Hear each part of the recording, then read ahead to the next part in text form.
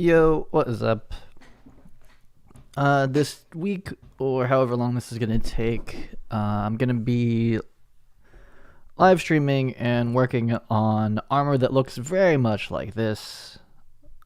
Just scaled for one of the MetaHumans and hopefully rigged to the MetaHuman 0.5 skeleton, so that I can use it with my mocap system and make content and whatnot.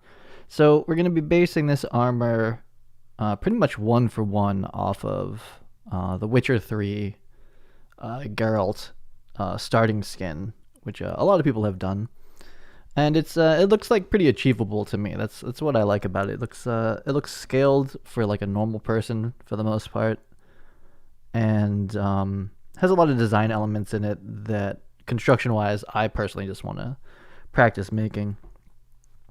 So this is a really good 3D version of it that someone made on their own. It has a lot of takes and directions that are different from the actual in-game model, which I'm going to look at in a second. But is definitely like something I could keep looking at for like reference. Mine is not going to be finished at this level, and I'm also going for basically 1 or 2 steps back towards game resolution. And this is pretty much like I don't know where did they render this. This is pretty much like a VFX level render, like just straight out of V-Ray. And we're going to be, of course, using a MetaHuman for the face, and I'm not going to make my own X-Gen hair, though this haircut would be pretty easy. And there's just a lot of nice details on this reference, so I like this one. I should save these out. They have definitely modeled out the chainmail. It's something I'm considering doing with I think it's called polymesh or micro polymesh or something like that. There's basically turns a face into a tiling set of geometry, and I think ZBrush pretty much gives you this exact what's it called? This exact chainmail pattern is built into ZBrush basically. But I like this detailing here. I thought this was pretty cool. So it's a nice reference. Also, this one, pretty cool. This is 100% based on the starter armor, with some little differences here. A couple little different. I mean, there's a couple differences, but the main triangle that we want to get are the shoulder pads, the upper arm pads, this chest plate with a collar. It's kind of cool, all leather, and then the chainmail like lower body piece, and the belt. I've been studying this for the last couple hours or since yesterday, and this is the main triangle we're going for, and a nice execution of it. Again, I don't think I'm going to be hitting this level. I feel like these are all high poly, so it's cool to look at these. This one's a little bit closer to like how we'll probably approach from a resolution point of view. This is more texture, like Substance Painter, and stretched out a little bit more like that cartoon Star Wars show, Clone Wars, proportions and whatnot. But much closer to like the polygon count that we're going to go for, but was clearly high poly to low poly baked. This one's the most useful actually, as far as like how this should actually come back into a game engine kind of show. I'm not very good at sculpting the sculpting folds into the base topology. You kind of get away from quads at that point, but for the final topology where you're not worried about quads, you end up using a lot of triangle points to sculpt in these folds. I'm just going to bake them in, and they're going to be cylinders. But this is a good game reference. They even do the swords. I'm going to do the swords too. You kind of can't do that. I'm not going to do the crossbow. But this is a pretty good finish, and you can tell that like none of this is Marvelous Designer. I've all but taken Marvelous Designer out of my workflow at this point, unless we're going to do like hoods and stuff like dresses or something like that. It's like perfect for that. And this is like a sculpted version, which is kind of incredible. Is this real? Oh, did they 3D print this? I don't know. This is actual 3D stuff. Like, it's kind of crazy. Oh, is this for the actual statue? Wow. That's crazy. This must have been done in ZBrush, though. Yeah, ZBrush. Yeah, 100%. Okay. So, let's see here. I have this. So, I've been playing Witcher 3 again. Primarily to get just reacquainted again with, like, the in-game model. That's what I'm trying to hit, really. I just want like a low poly runtime game model that would work live for VTubing and working with the Vicon system, but we're going to be using the MetaHuman as the base. So let's see, is this set up right? I haven't painted in Photoshop on this computer in a long time. So as far as construction, going to be doing the Blockout in half Maya, half ZBrush, and kind of going back and forth, and I don't have GoZ, so it's going to be painful, but I kind of figured out. So we want to start with the upper body, and start with like the lowest level of armor first. So that is going to be this right here, and this is the padded shirt. So the only place you really see this is on the arm, so we don't really need to do the chest so much, but you do see it in the front, you see it on the side, and we see it kind of most importantly on the back, on the arms here. So this is the base level that we're going to create. Next is going to be the same kind of level stuff here is the padding. What table? Where you put the groceries? No, it's upstairs. But there's other tables. Okay, cool. So that's gonna be like just a t-shirt basically, or a long t-shirt. And then we have the pants here, like this. These are basically just extruded skin type pants. They have some stitching on them, has like kind of like a leather crotch area. And then moving into the boots, they are just skin. This is basically all one skin type piece here. Some different breakup and texture. And then the boots are just long boots. I'm going to make them in Maya mostly, then sculpt in the folds. It's basically just like a very long, I mean, it's basically this. It's just basically one big piece of leather with a strap and a typical sole and heel. So that should be pretty straightforward. So that's like the base armor stuff. Just padded clothing, long t-shirt, skin tight stuff, no marvelous. And the next piece, and kind of the main piece, is this upper chest part. I'm not massively confident on how to do this part, but it's just an upper body extract basically, and it just goes straight around the back with some stitching. I'm assuming this is just a regular like round collar. And it has like actual collar pieces in here, and then we ignore the straps. This is again just an extract for the most part, and then we model in the sides are leather with some very like distinct X crosses, stitchings, and horizontal stitchings, and then the back is the same as the front pretty much. It's pretty much symmetrical. After that, moving up the layers are going to be these straps. So they're what hold the shoulder pads on. So the system kind of all goes together. But as far as coming up in order, it is going to be the shoulder strap. So this grabs the armor from the inside here, goes around. And that same piece, which would be this one, comes around and grabs the inside corner of the other one, I guess. Something like that. I'll figure out the pattern. But it's basically inner corner to inner corner on the back, and these straps wrap around. This strap has two straps on it. Has like the big thick strap, and then the one that's like the actual belt. That's as far as going up in layer. The next would be these big cylinder shoulders here, and then the the upper arm armor with those. And then we'll leave like this last strap for last. This is the sword strap. It goes on top of everything. It's the top layer. There's a belt. Same thing pretty much, top layer. And I'm going to try to go for gloves and see how the rigging goes and what kind of topology I can pull off for this. But it's basically like an inner glove and then one big extract leather hand glove like this, and then some straps in a certain pattern. And there's like some little... I forget what those are called. Basically pyramid brass knuckle situations on there. And the in-game model has these little tied, I guess this corset has ties on it too, but these in-game, these ones These are actually the only thing on this outfit that has like in-game physics where like they kind of bounce around like cloth. And that is pretty much the armor set. And then there's this triple strap, which is pretty iconic. And then the swords. The swords are pretty easy. Like standard sheath, just ZBrushed up a little bit. This is all just texture projected. And the swords aren't anything crazy. And I'm going to have to find or make like a mocap sword that I can track.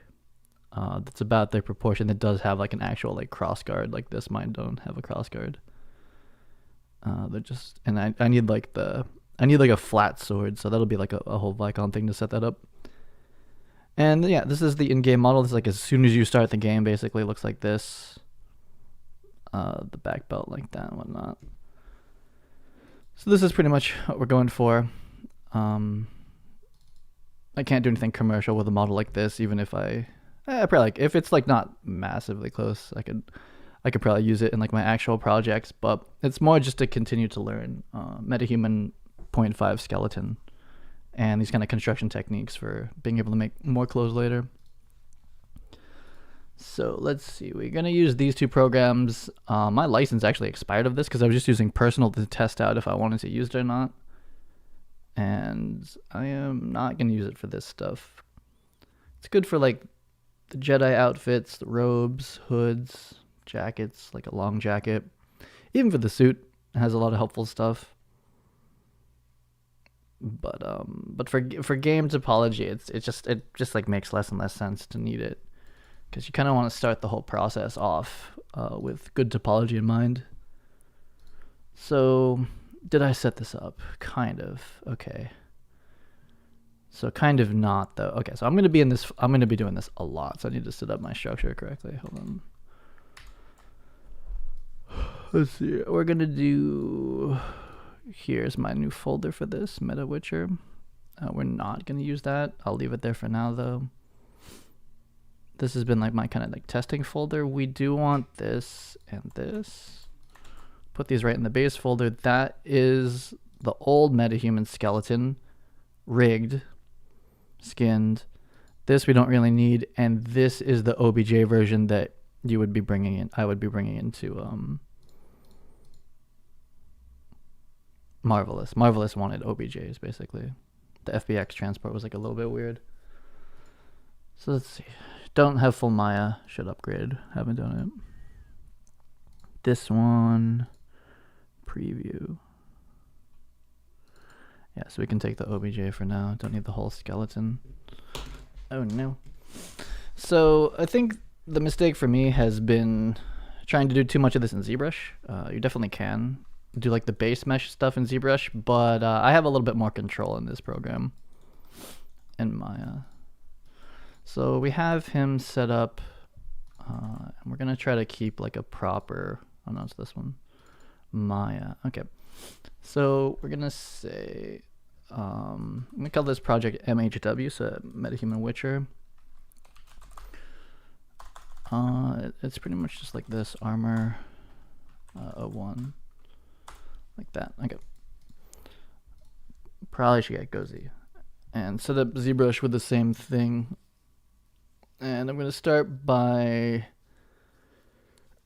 ZR remeshing and making quads of the MetaHuman body and do some extracts or deletions or whatever it is to get like some, basically a bodysuit that is the padded body stuff. Okay, I think I've seen people use this. I don't know how to save in this program. I think it's this. Let's do imports. So we have this folder now to keep going back to. We're gonna bring in the OBJ. Looks pretty normal. And let's immediately file save as. Now if I save as quick save, will it keep saving that? That's what I hope. I guess I can test that at some point. And ZBrush. ZPR is a Z project. Say MHW Armor 01. Okay. So hopefully hitting quick save saves that. It probably does. So we don't have a ton of use for this low poly one that's in triangles, because ZBrush and triangles not the best friends. Not the best. So I'm going to pretty much, and we can always re-import it from that OBJ file.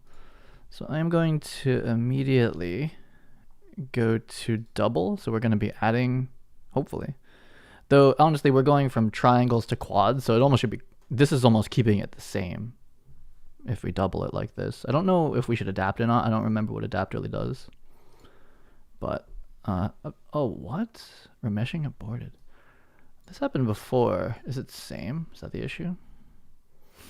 This happened yesterday. Oh, you know what? We probably need to weld. There's that. Looks like that finished, and we'll do double. Yeah, so the MetaHuman by default is not welded. All of its UV seams more or less are separate to start with, but this looks pretty symmetrical. Under the armpits, of course, always an issue. I kind of wonder if this isn't going to be the time I'm going to experiment with it, but generating clothing, I'd almost want him in T pose, make the clothes, and then deform it back into A pose after, to have more consistent, or to have more material under the armpits. But I don't know how that really works for rigging, because you end up skinning it in this pose, so I don't really know.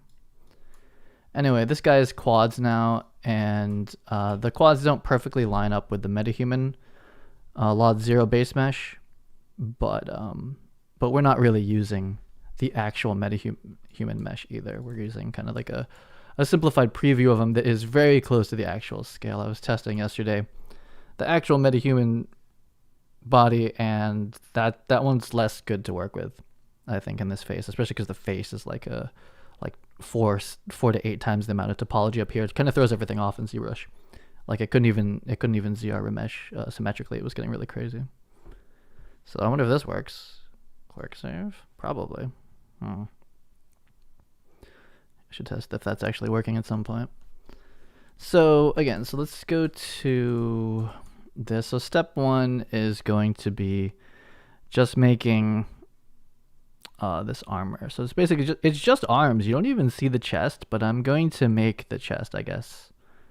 I'll make just like a long t-shirt and then pants, and the pants go to about here. I would consider these leather parts part of the pants too. I don't know if those are supposed to be boots or they're sewed to the pants. It doesn't really matter. They're pretty much the same thing. So in here, it's pretty nice to make these, even compared to, I mean, this topology is like really high. But even compared to Maya, I think these kind of extracts are pretty nice out of here. So we have this high body MetaHuman. So we want to rename everything as we go. So I'm going to say MetaHuman body quads. So we'll kind of keep duplicating this and using it. So I'm going to duplicate it, hide the original. We're in quads 1. So there's a couple different ways of going about this. I kind of liked yesterday. I was bad at zooming on this. Just kind of coming into here and doing, man, this brush is massive. Doing Z modeler. You got to get real close, and it's not even gonna be symmetrical. Actually, oh, maybe it will be. We'll see. But on a quad, I can do delete, poly loop, I think it is, and then we're just gonna make sure it's going in the right direction. Not that way. There we go. Now, was that symmetrical? It was. Okay, cool. So we're basically just chopping off the hands. Even this much topology in Maya is kind of like a pain in the ass. And then, well, I guess we can go do some more loops. We're just going to chop up. We're going to segment the body. So there is no world where we would ever see this of the padded shirt, but I'm still going to take it about there. So everything below there we're going to take off. And yeah, again, we're never going to... Where's the loop for this one? Is it here? I think that's almost where the MetaHuman head connects, but we definitely don't need this part. We basically just need that, and that would be the where the padded shirt would be. Then in here, this kind of top goes over it, so his waist is like around here. But we will model out the entire undergarment just in case. And just in case I decide to like not use this top but use this bottom, that would be safe. So to be really safe, it would be maybe like up here, like this is his waist, and like the pants would be maybe like around here. Gotta get closer. Yeah, so those would be the pants. And then as far as down here, it won't really hurt too much. This part of the body doesn't deform that much, so if we kept the pants in the boots and we rigged it, it wouldn't be that bad. And so they might like terminate like around here.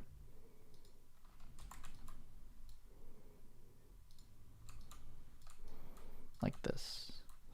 So converted it out of triangles and kept it in quads now. So that just makes these easier to delete basically. In Maya, using the default MetaHuman body, it's triangulated, and even that's kind of a pain. Let's see here. So we're gonna go, okay, ZBrush. On the face, we're going to delete Poly Island, that one. And this, okay, that didn't work. It's just like adding edge loops. Eventually it will get deleted. That's very tall pants, but I'll keep it. There we go. Very tall pants.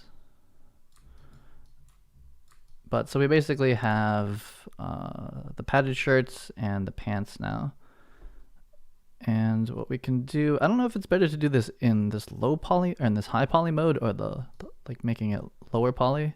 Okay, that's an awkward outfit at the moment. I'm gonna inflate this a bit.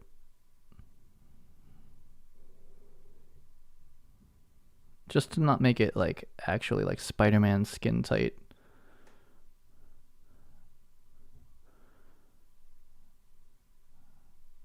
So inflate is only, it's basically like extrude, but it doesn't keep the back and side faces. This is 2, this is an integer amount. I feel like we're gonna go just 2 for now. So it's not inflated too much. So there'll be after a lot of smoothing. I'm concerned, like I do want extra padding here. We're gonna probably sculpt that in around the armor. But I'm concerned with this getting too big because we need this same exact extract for the chest armor. And I don't want it to get too big in here, else it won't rig very well. What's up, bigger? How's it going? But yeah, so far we've put him in kind of like an awkward midriff like workout outfit suit. Hopefully this quick save shit works. So there's the top, there's the pants. We could even, what's it called? We could even just keep them together at this point because they're both padded. So maybe we will. Let's see. Rename. So we're gonna call this one, I'm gonna say undershirt and pants. We'll probably break the pants off at some point, but for now they're kind of just there. They're also massively high poly, so at this point pretty safe to go to half and ZRO mesh. So keeping it quads, but let's just reduce the polygons way down, way down. Like something like this. Yeah, that's okay. And then maybe inflate like, ooh, that was 11 real quick. But inflating 2 kind of just pushes it back out. So we have basically a skin tight suit at the moment, but they're in the right place. They're cut off nicely on quads and whatnot. So it's a good start. And if you were going to make this type of outfit, you'd be done. You could just take this and rig it, UV it and rig this, and you would have a decent skin tight outfit. Where is quick save? It's up here. Have you seen a Reels free for the stuff? Yeah, I did. Yeah. Someone, I don't know what the game is that they're using, making the models for, but yeah, someone made some like pretty nice looking medieval clothes. And that kit that they made free is normally like $300, which I could see because I'm kind of going through the process of making that kind of stuff right now. That's That's many months of character assets. They are not rigged for MetaHuman, but they were really nice. They're pretty cool looking. So we have our shirt and this is the goal of today, is to get to this kind of topology of as much as we can. I'm not even sure we're gonna get the whole thing blocked out, but that's the goal. The hands and the boots are gonna be the more manual parts, harder parts. So that's the under stuff, the cloth stuff. I'm gonna try to keep this stream up as well. I said that about the last series and I didn't. But this I'm gonna try. I'm gonna try to keep up, and then make a recap video later. So we did the under stuff more or less, and then let's move on to pretty much that same technique for this upper body piece, which will have a collar added to it, and then this here. And having turned the body into quads, this should be somewhat easy to do from like a design perspective. So we're gonna take our quadded body here. Duplicate it again. We're gonna hide the undershirt. Well, yeah, I'm gonna hide the undershirt. Like that's kind of irrelevant. Like the shirt's really just for the arms. Unhide this. So we have a fresh new quadded body, and it more or less becomes a design decision. Where do we? Because we got these nice quad rails now. Where do we cut this off? Like where are we jumping in on this armor? So if we say like his the smallest part of his body, of his waist, is about here.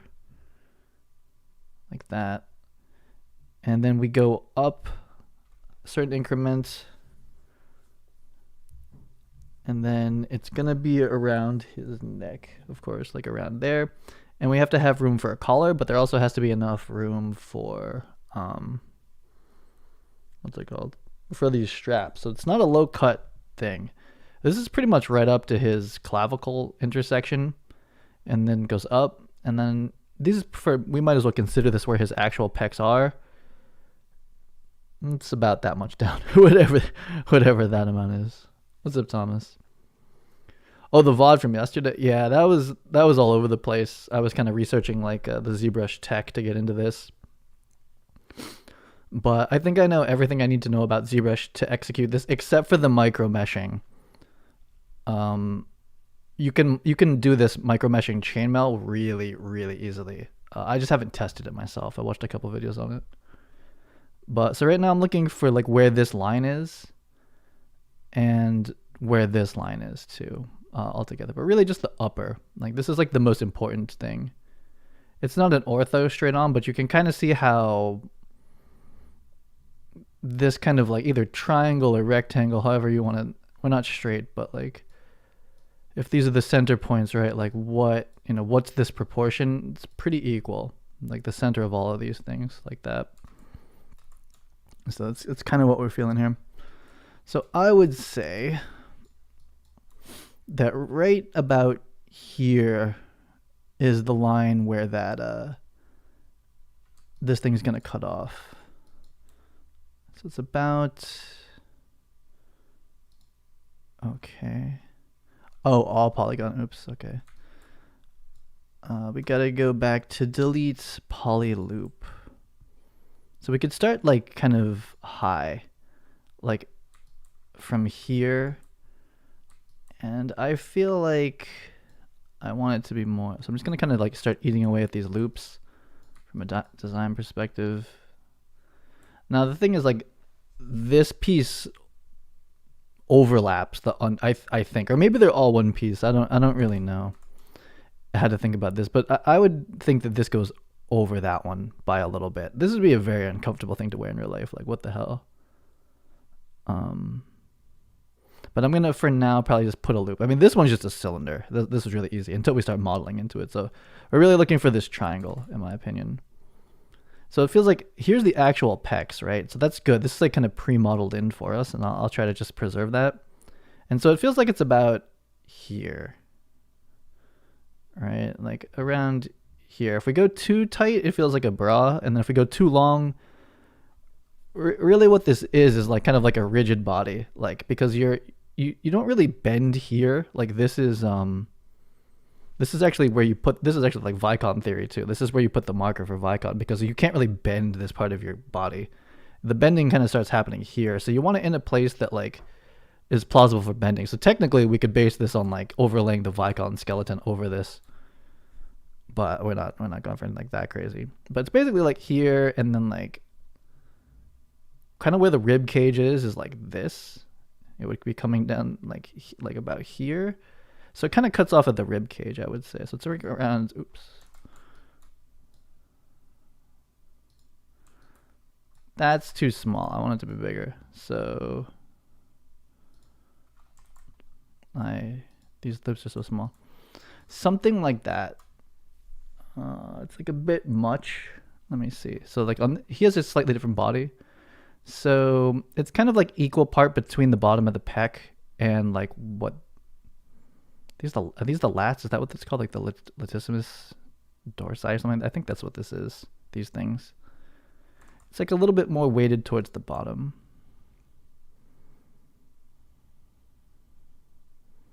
You really can't see his lats from here, but it's something like that. I feel like maybe a little bit. This might be a little bit big, but if I wanted to emphasize anything, it would be this big leather chest piece versus the corset. I find kind of awkward. Got frustrated in ZBrush on your behalf, trying to make the tool brush orient the right way. Yeah, it turns out it's basically like the tripart insert mesh tool really wants to be 3D. If it's 2D and just a plane, it gets confused. Or maybe I'm confused. Maybe we're both confused. I'm definitely confused. So then, let's see, where's this thing cutting off? So this part we'll have to pull away from the body, like we start to be a little bit different. But we'll say it's like halfway through the crotch, basically. So like here, it's like all the way down here.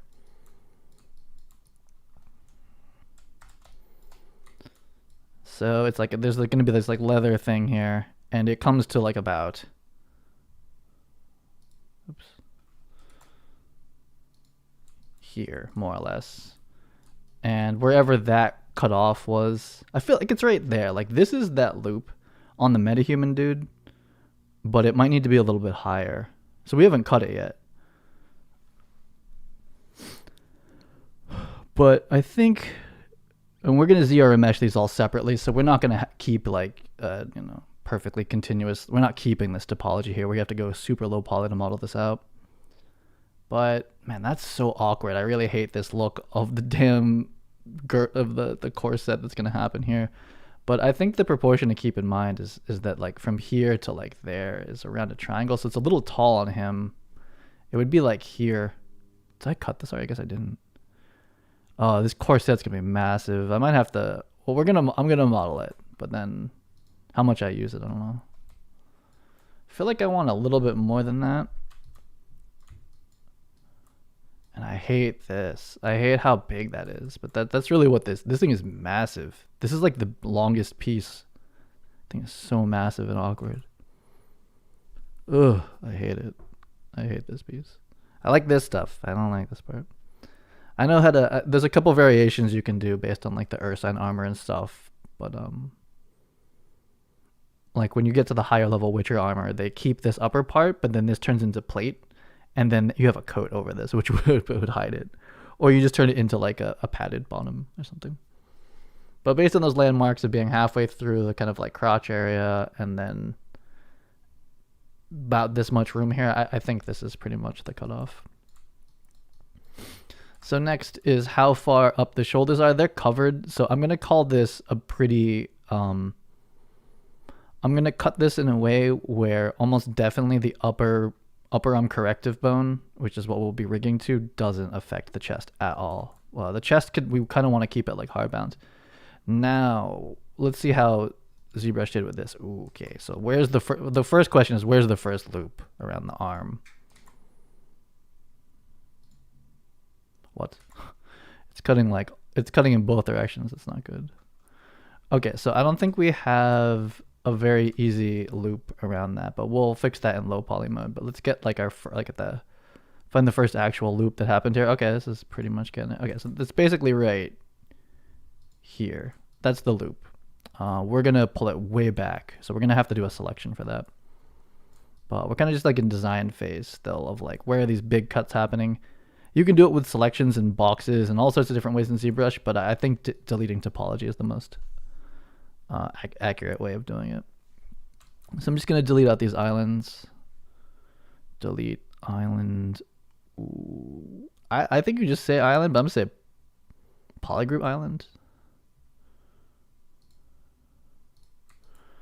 That we kind of don't want this line to be gone, but I'm going to have to at this point. Oh no.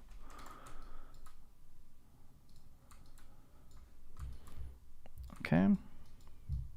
So that's the lower part. We can delete the head. And the actual modeling hasn't begun yet. This is still just like kind of rough block out. So we're going to do an extract select of this piece too, but for now, we'll call this the chest part and like the corsetti part. So geometry, double adapt. Oh no, not double, half. Let's go half. Is it doing it? Oh, there it goes. Okay, so we don't have quads here for some reason, but whatever. And we have these upper shoulder parts, but we're gonna come just rip those out later. Okay, so let's look at it with like the undergarment. So this would be like the padded suit that's not very padded at all. What's up, Unreal Engine 5 Storm? I was actually I'm trying to keep like small talk off of these streams so that I can keep it online. Yeah, so I won't. Never mind. Nothing happened today. Only designing Witcher. Nothing else happened. Oh shit. Okay. We ripped out that quad. Oops. Or this row got deleted by accident. I wasn't looking at the back. Okay, so we're gonna come create the top part in a different way. The way the topology came out doesn't allow me like an easy edge loop to just delete that away. But it's still roughly there, but we're gonna extract that separately, but close enough. Okay, so we have kind of the landmarks on where the MetaHuman body I think these pieces are gonna kind of be. So the next most important thing are these shoulder pads, and I cannot get these shoulder pads made in ZBrush. There's like almost no way I can do it. And they should be modeled pretty much like how this one's less important. It should be modeled pretty much like this out of the gate. And also pretty much these should form the basis of the low poly mesh for like the actual in-game model. So they're basically just cylinders where the border is extruded. That's it.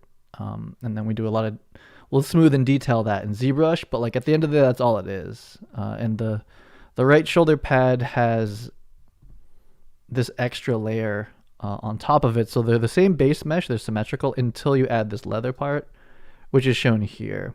And I think this is a she, female, I don't know. But it has this extra like row with like kind of this thing in it. And so yesterday I spent all this time making these stupid stitch brushes, but I figured out how to get the if you want these stitches as different colors in Substance Painter, which you would want the option to at least. I mean, they're definitely a different material than the leather. Like they're less shiny. They don't have the same normal maps on them, or not normal, like the roughness maps, etc. I will be hopefully getting that working on this one that you can. In ZBrush or in Maya, if you give the stitches different vertex colors, that there's a setting in Substance Painter that will make an ID map from the high poly. And I got that wrong. I used to think that the ID map came from the low poly. I guess the ID map comes from the high poly, which makes sense. I haven't been doing a lot of this. Yeah, the small talk is pretty much like the main reason I take down my streams is because I just say stuff that's like not, I wouldn't want to like just like quote it and put it on Twitter or LinkedIn or something like that. It's kind of like more like off the cuff opinions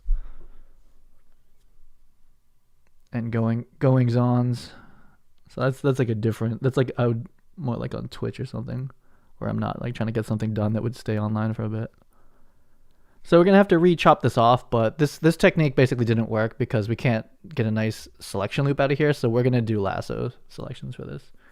So I guess we can just delete it. We'll just do that now, basically. So For this, I'm bad at, there's so many different ways to delete things in ZBrush, but when I look at this, I would say that we have two distinct polygroups because they're just separate islands. So you can auto group them. Then you can Control Shift click this one and delete hidden. So now it's just the core set part because that top part didn't work out. But this one is good enough, and we can ZR remesh it into way lower polys, and we really want quads, so it's pretty bad. But we still have our like kind of design of where we're cutting off the body. So I'm gonna call this like chest lower for now, and quick save. So off of this one, am I extracting? I don't remember what workflow I'm gonna do now, but I'm going to duplicate off of the quadded body, hide it, and hide this lower part too. But we're going to be doing selections off of this. Now the thing is, like, the selection of this row was like pretty perfect, but it's up here in the back that didn't work out so well. So we'll see how this goes. I'm going to hold Control and go to our mask lasso, and we have symmetry on. So we can pretty confidently take this, and I think it's mirroring the other side. So something around here, and then this is where we want to have like that control, like that, something like this. And we're gonna go extremely low poly, yeah. So it's like a tank top kind of thing. That's pretty good. And so from here, I'm going to, you could switch to poly groups, or we could extract. And the thing that's nice about extract is that it'll smooth this out and do its own subdivision. So it does like multiple steps for you. So that's what I like about it. Smooth 5, thickness 0.02. That's gonna be kind of thick, but we'll see. Oh, geez, yeah, okay. So that's just a preview still. So 0.01. That's still pretty chunky. So 0.05. What the fuck? 0.005.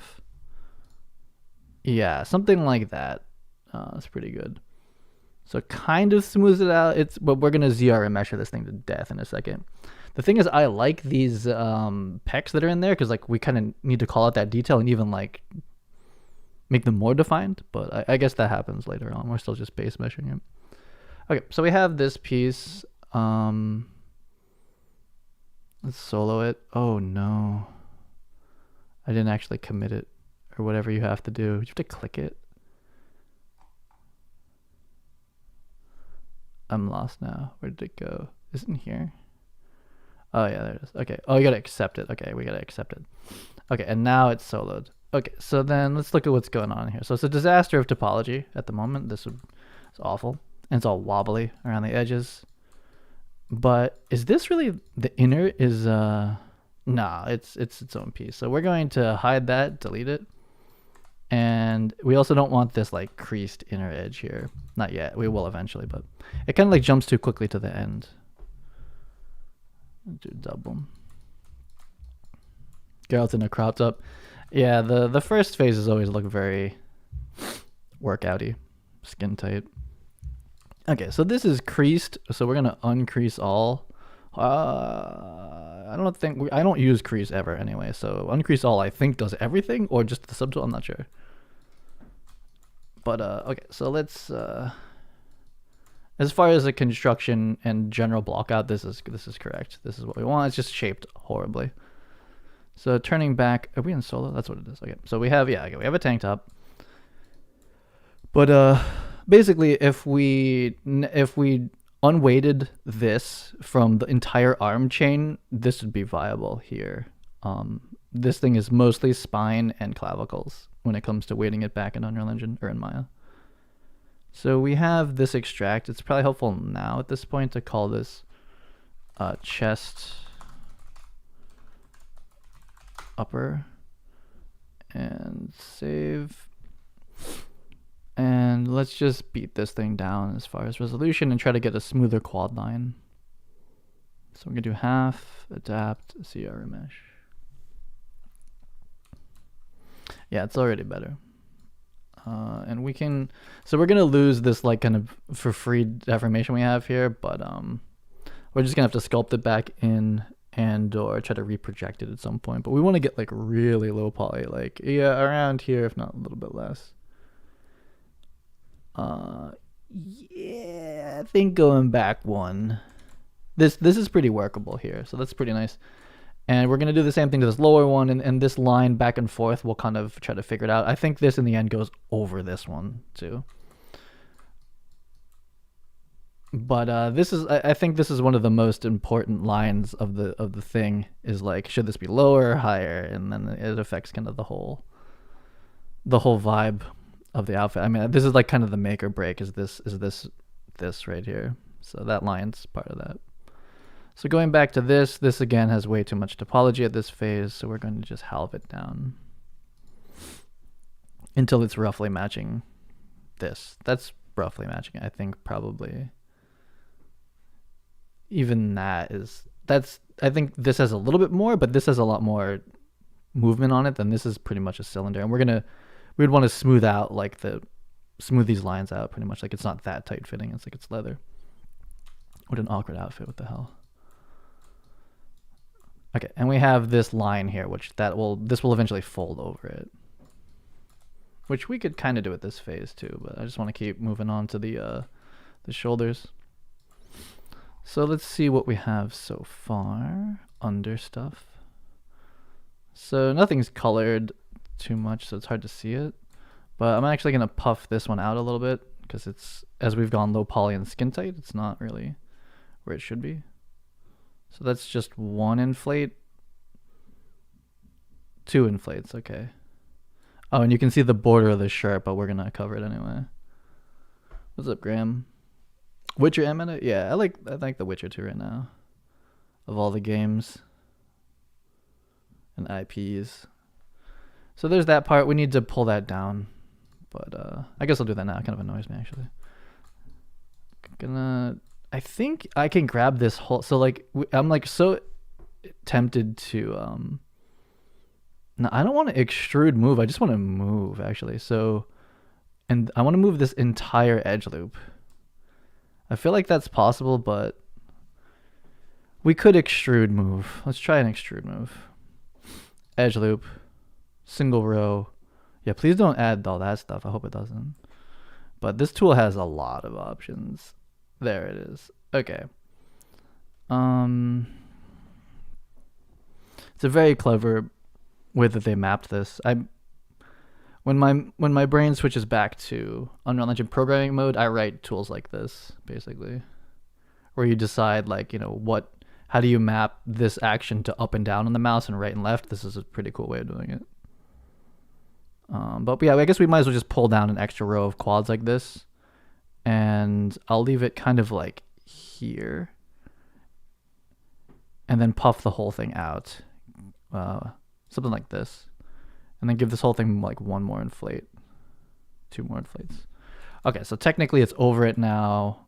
We haven't considered how I'm going to implement thickness yet. On the back is just always less important, but I'll come clean that up too. I could at this point pretty much just use the move tool pretty safely. I'm not even sculpting at this point. This is all just with my mouse.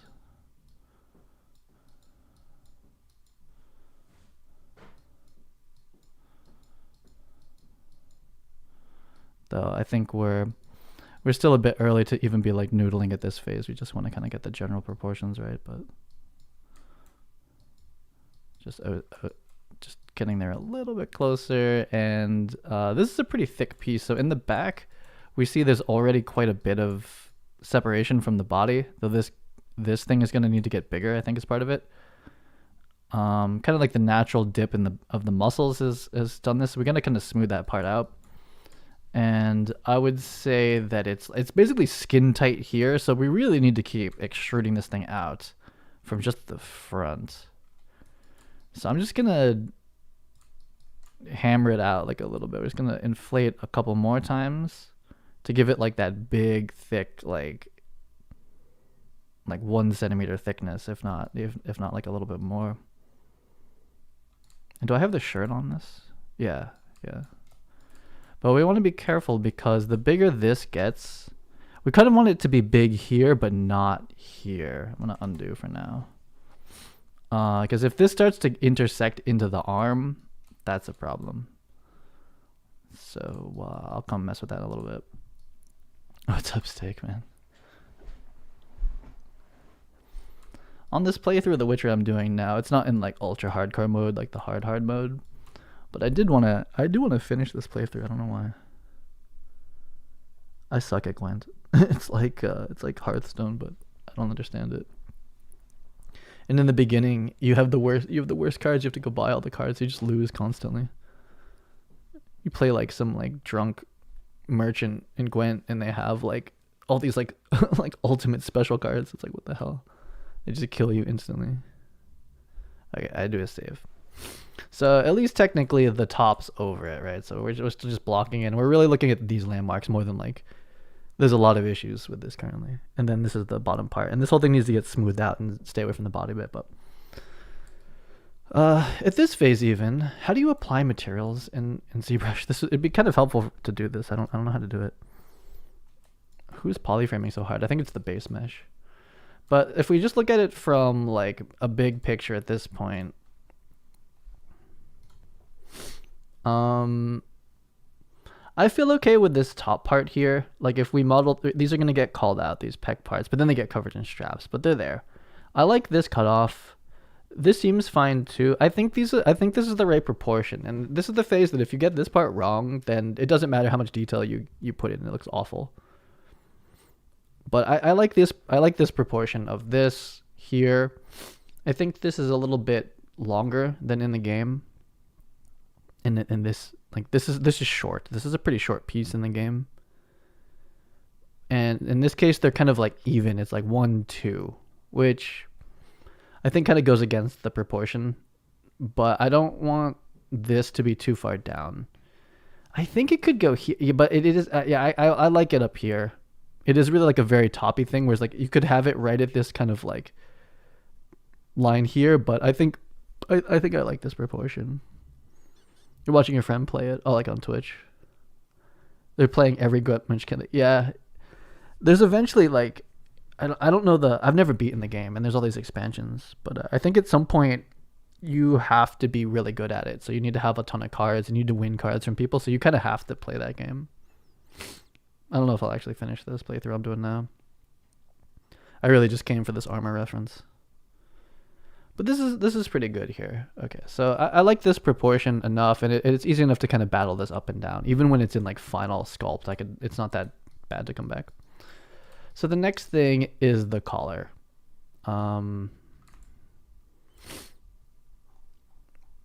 So yeah, so his collar is basically going to just extrude up. I'm just going to use one row of polys to start, and extrude just basically from where we have, and it's kind of a fun execution here.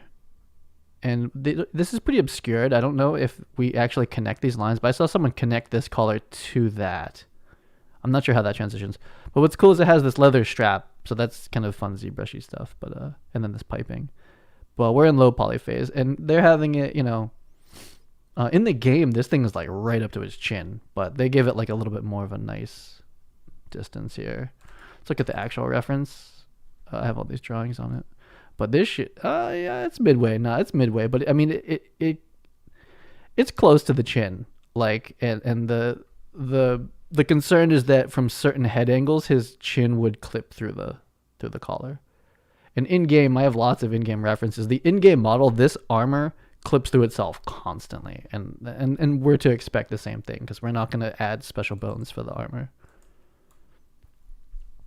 So this collar line starts to be the next thing here. So time to actually get the Wacom tablet back over here. So now we're kind of defining that. This is a lot of polygons at the moment, but to go any lower, it starts to stretch in kind of an odd way. So I'll leave it. So I'm just going to start to reform this a little bit. And if anything, I want to start to pull this thing away from the armpit if I was going to try to do like anything as far as like art direction, is to kind of smooth out this. I know you can hold S. I don't like it though. I don't know. We want to smooth out this collar line so that we feel okay with it. Because like once we extrude the polygon out of it, the collar, it's going to be kind of hard to shape it a bit. And then we want to start pulling away from this armpit, this loop here, because it's going to make rigging harder. And you don't really see it either. In general, you don't see armpits until the arms come up. And so right now, as we were to rig this whole, I mean, this area is always an issue. But it's an issue. It would already be an issue for skinning. So see how this loop's like a little stretched anyway. We can just start pull this whole thing away, and then there's gigantic armor pads over it. So not gonna be seen too much. I thought for a moment that each MetaHuman had a different neck size, and that is not true. So I've proven that to myself. I was in the MetaHuman creator yesterday. And this guy has a negative 0.2 head scale. So his head's a little bit smaller than the previous MetaHuman's head compared to the body. And that's helping with the proportions already. Inu Games like drew it out. But look at the size of this dude's head compared to his chest. It's almost like half. It's pretty small. So we're still a bit MetaHuman-y as far as the heads. I mean, they're like a little big. But I made his head a little bit smaller, but I didn't want to go like too far. I don't know how to use ZBrush. Yeah, see, I mean, his head's still a little bit bigger than Geralt's head in proportion. Like if you draw the head, like you take this head and you like copy and paste it down, it's like, oh, how many heads tall is each part of his body? We're still a little bit big, like compared to like in-game Geralt's got a tiny little head compared to his body because he's like 6'2" or something. The proportion that looked funny was back here. Yeah, I was working on this thing. Again, this is the not so important. Like the content I make with this outfit, you will never see the back of him. You'll see it in like motion blur if I'm like spinning around and like using a sword, but there's no world where you see the back of this collar. Unless I start doing like 2-person conversations and then you see like over the shoulder, but then it's out of focus and whatnot. But this is pretty clean. Again, this is kind of a lot of topology to actually come and do forming with, but I think it'll be okay. Yeah, this back is pretty bad. This all gets covered with swords and straps, but I should still try to get it like this is weird. Just get away from the armpit, basically. Just stay way away. And this is part of with the I was doing inflates, and so every time I inflated it, yeah, like we don't want that. We don't want this in the arm. That's gonna be a problem later. I might just delete out a whole row or something like that at some point. It's this one. Oh no, what? Where's this chest coming from? Oh, it's the clothes. Yeah, and maybe the padded arm is a little bit too much. Like it got extruded a bit too much too. We'll see. I've been paying very close attention to all the different Witcher outfits and whatnot. And like, I'm pretty sure for games, I've never seen it explicitly said, but you 100% design in-game clothing based on what's easy to rig and what's going to actually rig. Like for movies and stuff like that, you're going to simulate and rig. You'll have like bones for armor and stuff like that. But for games, it's like you're going to pretty much design this armor so that we can modularly change it out. And so that this thing is easy for the riggers. I would assume that happens. So every time I see a new piece of Witcher armor, I'm basically assessing like how much of a pain in the dick is that going to be to rig. So I think we're still a little close, and I think we're still intersecting with the padded armor a little bit, but it's formed a little bit better now, slightly. We'll see. We're going to stay in this low poly phase for a long time because the detailing is like the easy part. It's the modeling and proportioning part that's kind of hard. So let's see here. So there is a split in the collar but they're pretty close together and it's rounded. So we could ignore this point here. That's kind of too big, but cutting it later is going to be kind of a pain in the ass too. So I'm going to grab the Z modeler. I like doing this stuff in this program actually. For this one tool, if I can actually get the edge selected. This. Yeah. Oh no. Oh, it grabbed the whole loop. That's not, I don't actually want that, but it's pretty much straight up. So I can probably, I'm not sure how topology wise to get this back into quads. I actually wanted to extrude up without the, I think I might do this in ZBrush, but I mean in Maya. I actually didn't want this part here. I guess I could delete these polygons. I guess that's valid. I'm not sure how I would make this edge now the same height. In Maya, I would just scale it. Scale these verts all in the same level. I don't really know how to do that here. But let's do delete polygon single. It's like poetry, a single polygon. So that's like a Naruto vest now. It's just way too tall, but I don't know how to get this thing back. Am I gonna move each one of these verts down by hand? I don't know.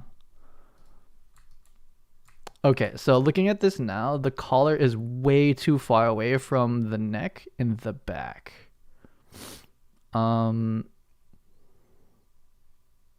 This loop is way too loose in the back, like, and it's too far away from the neck on the sides. So let me go back.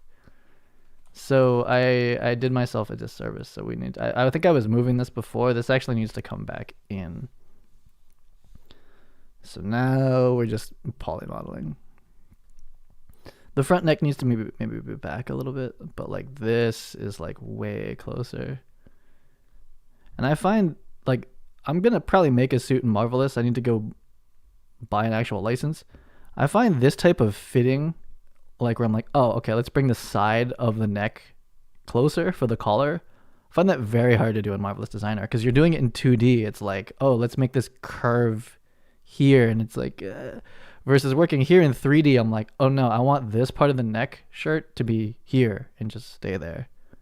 Whereas in Marvelous, I feel like I just have less control over, like, you're basically designing this cutout in 2D, and I just lose control of the shape of it really quickly.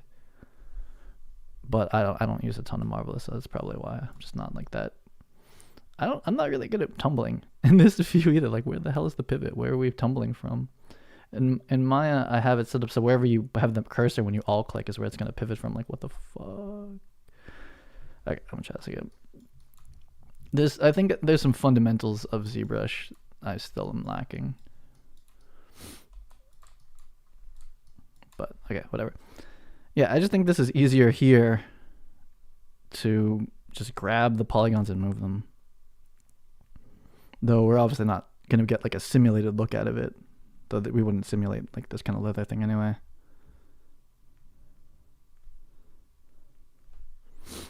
I can probably smooth this. I'm not really sure if smoothing would be the move. I'm kind of okay with the rest of the topology. So we get a little stretchy here. It's still so far away from the body.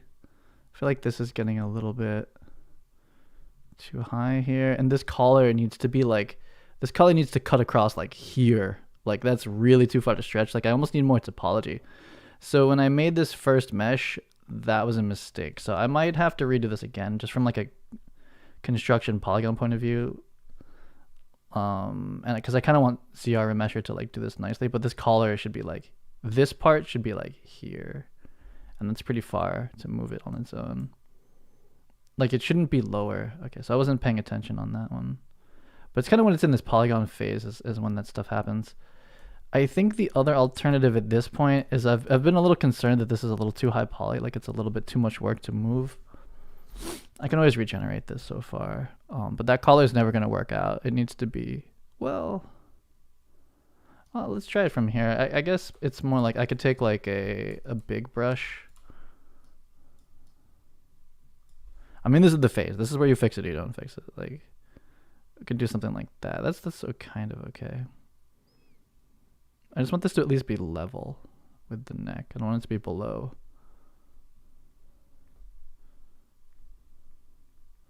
This is all wobbly. That might be okay. I think the thing that mostly threw me off was the fact that the collar was so far off from the side. Like here. So coming back down smaller.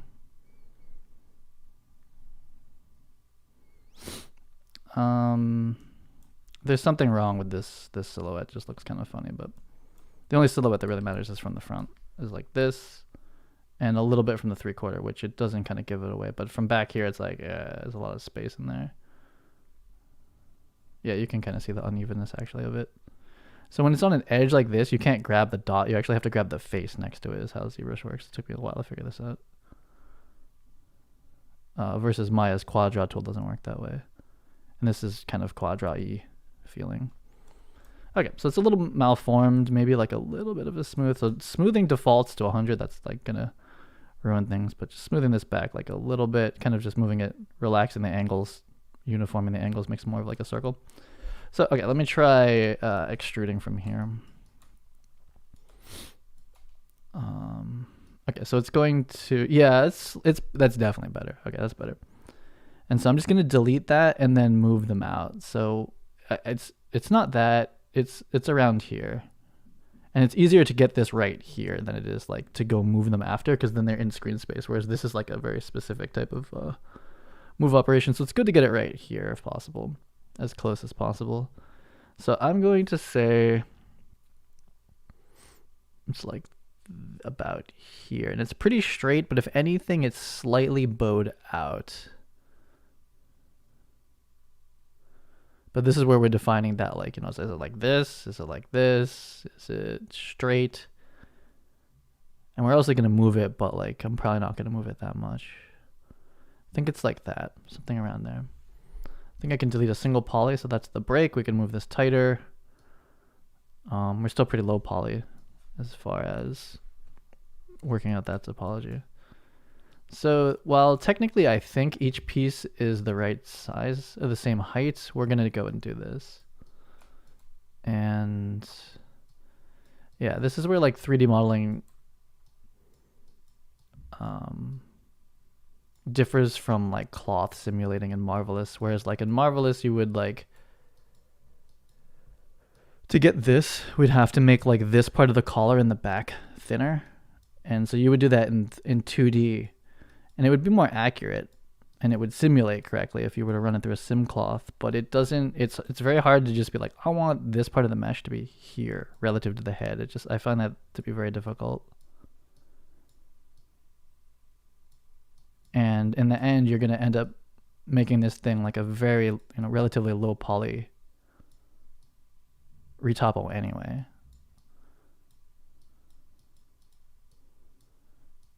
But I think if you have the time and like the garment's like really, really like loose, like a jacket or something like that, then you would do a ZBrush phase or a Marvelous phase that's just for blockout. It's just to get like the base mesh, like with some nice maybe natural folds that you like, and then come back in here and just redo it after as like reference. I don't like this color being high.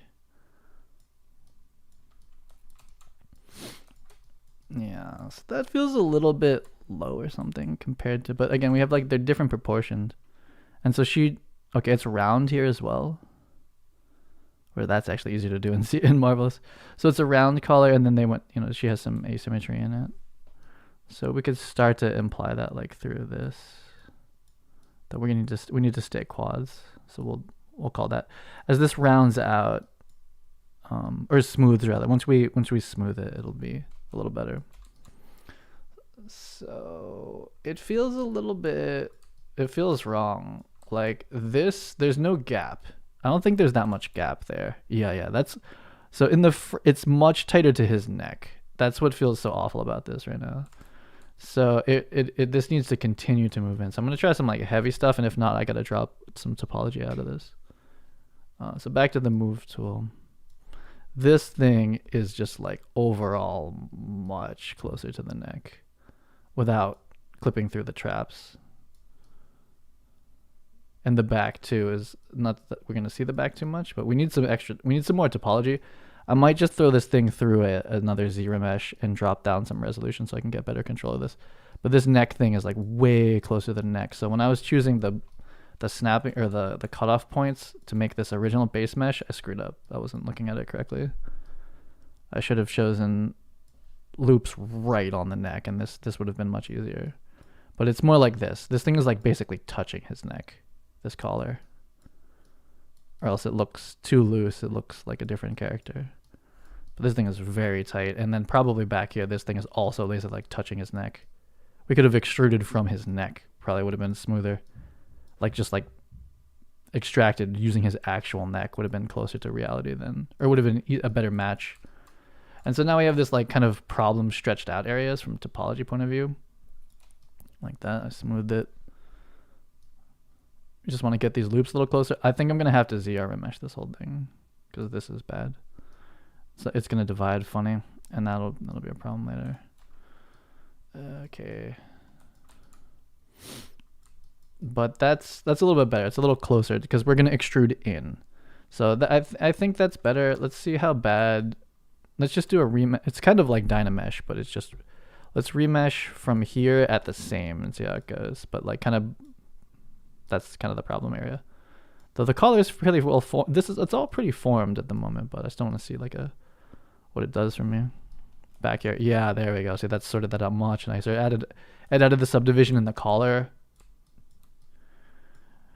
GG ZBrush, that's great. That's pretty good. A little concerned with this.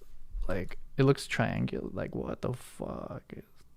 I think it'll smooth okay, though. And again, we do the final topo in Maya. But that's pretty good. And so we're lost a little bit of mass on that smooth. I don't like this, but we're not going to see this. I want this to be straight, kind of like...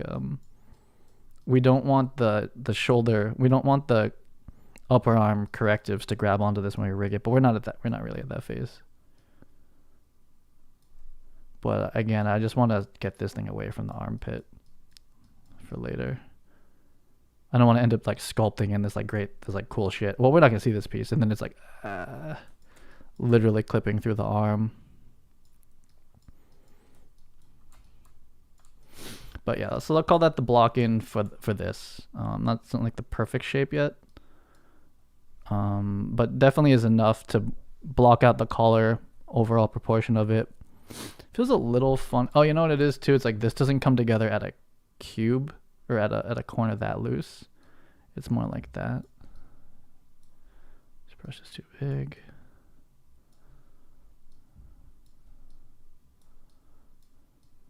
But this was like pretty much comes to the same point.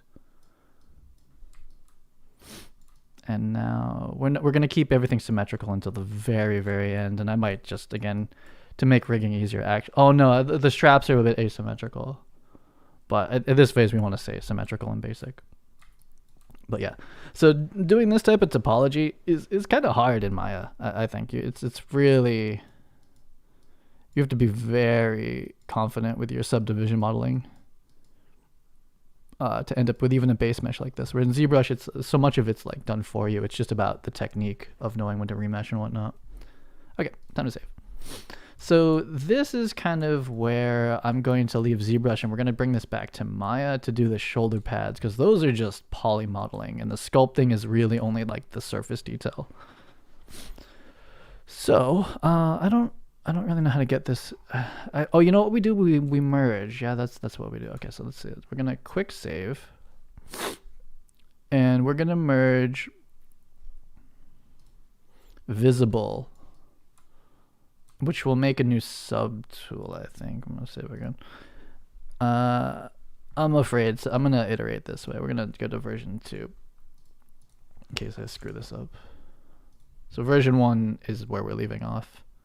If what? Did it not click? Are you frozen? Oh, there we go. So we're going to merge visible into a new tool and then bring that into Unreal Engine. You could probably, if I had GoZ, you would click GoZ and this whole shit would just go there or into Maya. Merge. We don't really care about welding. Merge visible. Okay, so now in here somewhere is that merged version is this. So this is just one thing now.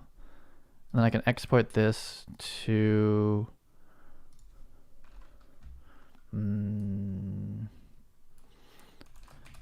my work in progress. So this is a step that like shouldn't exist, and you should just do go Z. Go Z skips this step basically. Okay, so we have this as a base. We're going to import that one. Import Maya. Nope. We were in ZBrush, going to here. So this is that base mesh again. I'm just going to apply some materials to it real quick so I can see what's going on. And then I'm going to block out the shoulders because those are pretty much just, should be modeled just normally because they're cylinders. This. Just one Fong? Really? This is the default Fong. I'm going to call this base armor. And we'll do like, I guess we could do it with varying grays would be fine. It's pretty dark. But like this should be this base armor color. I think I want to see separation between this stuff. So we'll call this one like cloth. I kind of want it to be like a tan color. Not that this is going to make it into the game or anything, but like this one I want to be like that. Looks like skin though. But this is dark here. That's fine. It's fine to break it up. Okay. Okay, so we have like again, if you were good at Maya, you could just obviously do that stuff. Okay, well we have some fixing to do back here. It's like things like in his butt. You could definitely do all of this in Maya or Blender if you're really good at poly modeling. Like Quadra tool and whatnot, but I know for a fact I would not get these shapes if I had done it there, and I wouldn't get this topology and whatnot. Again, it's popping through the back, and yeah, things to work on. But okay, so the next step is these jams. So they're planes curved to be over the shoulders. So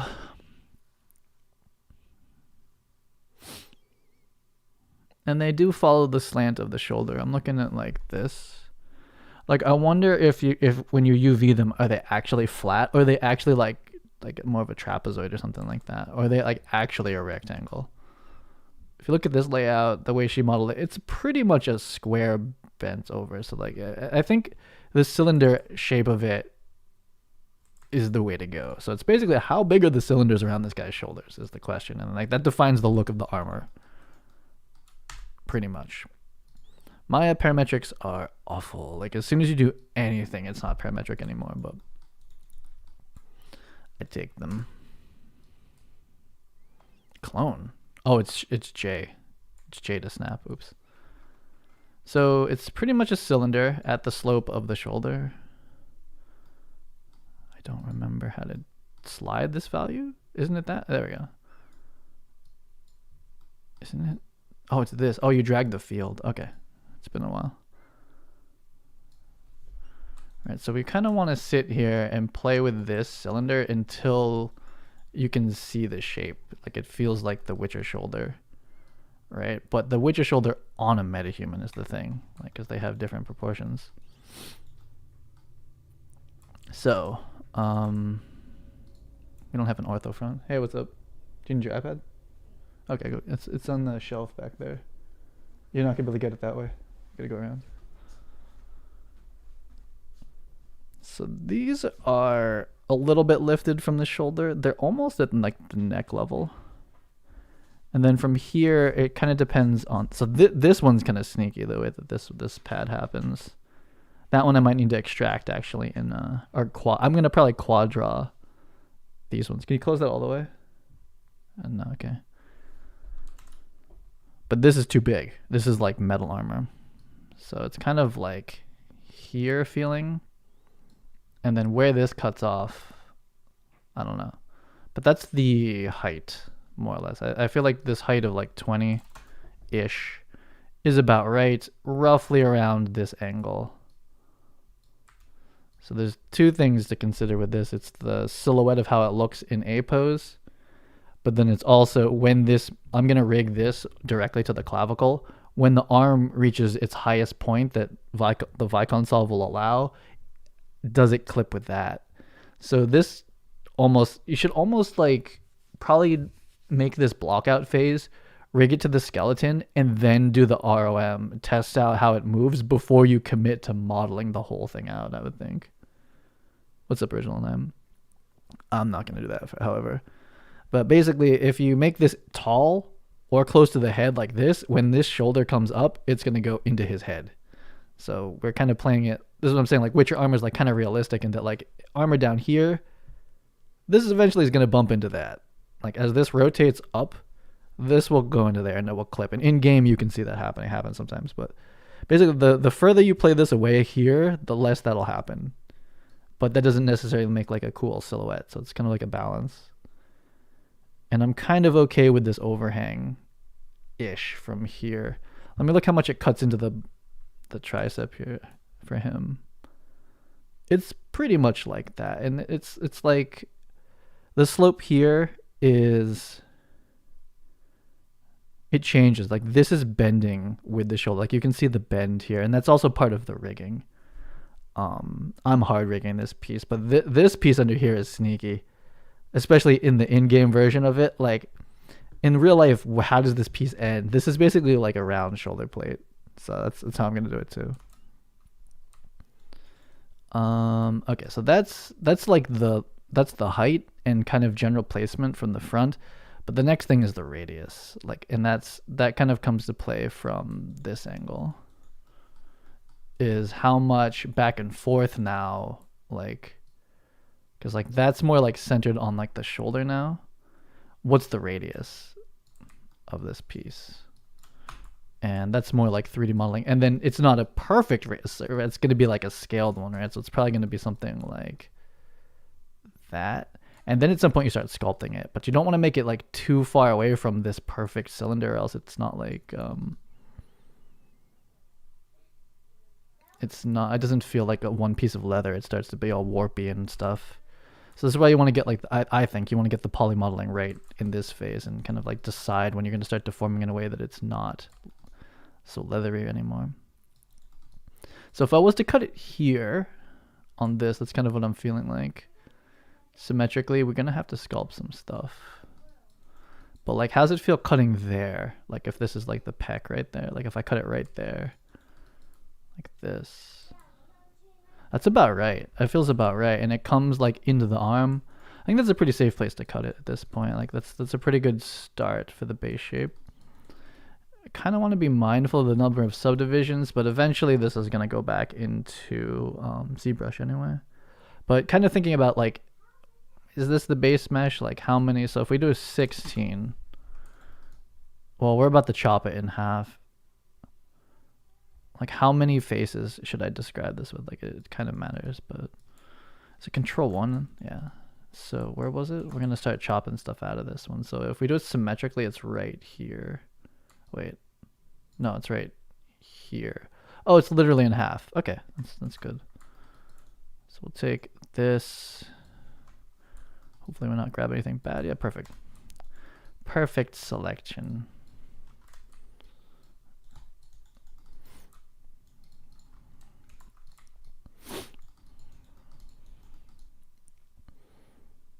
Yeah, so the thing is, this thing, unlike the floaty fantasy armor, this thing is like touching his shoulder and even bends a little bit like onto his shoulder. So I haven't started to do that yet. Looking at doing something in Maya. Maya is the tool. Maya is what ZBrush and Maya is character art in 2022. That's what it is. Like those are, all the tools are there. And I'm not even using any custom stuff, but I'm gonna, I think to rig this to the MetaHuman, the way that the MetaHuman skeleton is now, I'm gonna need that NG cloth tool. I think it's free. I think it's maybe like a donation or something. But it's not just Maya, it's the plugins that are written on top of Maya. When it comes to rigging this stuff and animating it, though I'm gonna animate in Unreal Engine and Vicon. Yeah, it's 100% Maya. Like Blender's great. Like you can get a lot done, but like it doesn't have the tools written for like kind of what you need. So I'm gonna leave it at this phase though. A detective bomber jacket. That's dope. In the video. Wait, what? I don't know what you're saying. Is that what you're gonna make? Jackets are fun. Jackets I would. Nah, jackets I'm still gonna do in ZBrush. Like I'm still not even gonna do them in Marvelous. Okay, so say we like this piece. What's nice at this phase, now I don't know if this could be done procedurally, but I'll just do it here. We're gonna go into -X on world and just mirror it because it's doing one side, you don't really get the full feel for it. It's a bit off, something's a bit off, but we'll just kind of leave that in for the blocking at this point. Okay, so next is this shoulder bit. So these are, I mean, this one could be just a plain, but this one has a bit of this like sneaky shoulder situation going on. So for me, I feel like this one is rounded at the top. So that is in a live draw situation, in my opinion. I guess it's time to name these. So we're gonna say under, I'll just say shirt. This is the shirt. What the hell is this? This is the chest lower, chest upper, and this is the body. Okay. So let's start to put this stuff on layers then. So I'm gonna take all of this. Actually, I don't know what happens with live draw, quad draw if you put this on a layer. Guess we'll find out. This is it, right? So we're gonna call this one just ref. You can even overwrite the colors. Oh, I didn't add anything to it yet. Add selected objects. This locking it references. So now it's a ref. But then you can't draw on it. Maybe, I don't know. So let's see if I can make this live. I just won't do anything, but it's on a layer in case I feel like I need that. I mean, we only have 4 objects. I can just manually toggle everything.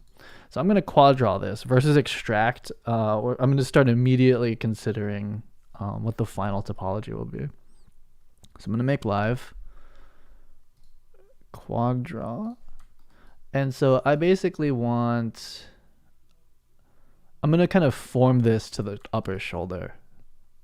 So you could definitely do the whole armor process this way. I just think for shirts, the ZBrush way is kind of nice, but definitely people have been getting down without ZBrush, making plenty fine characters. So we want to go big. And so are we cutting it here? Is that what it, I think we're going to start like there. Yeah, let's go really big squares to start, and then we can always make them smaller, bit stretched here.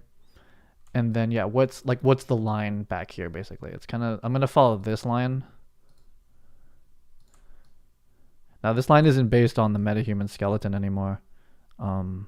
This is based on like ZBrush's retopo.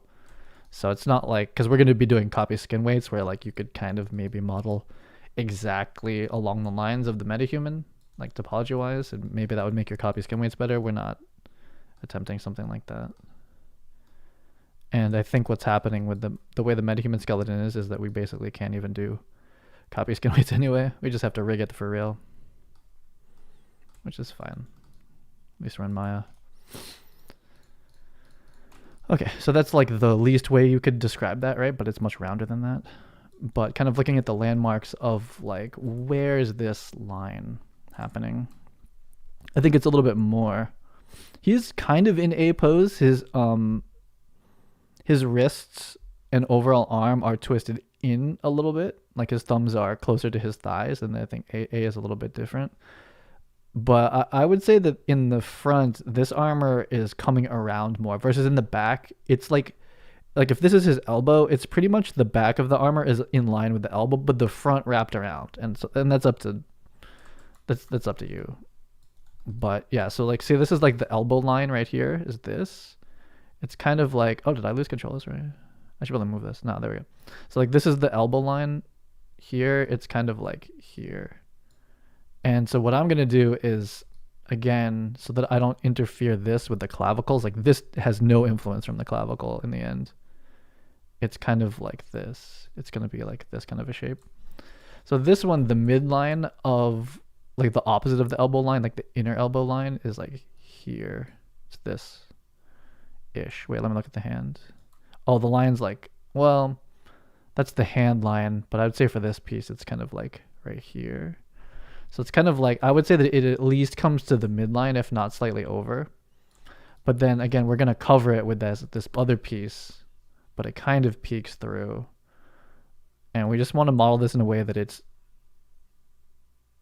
not going to get affected by any of these bones, and then we don't want it also to pop out of the upper armor. So when you work on this like low poly phase, I think it's just easier to identify those kind of things, versus in ZBrush it's like it gets like really free form really quickly.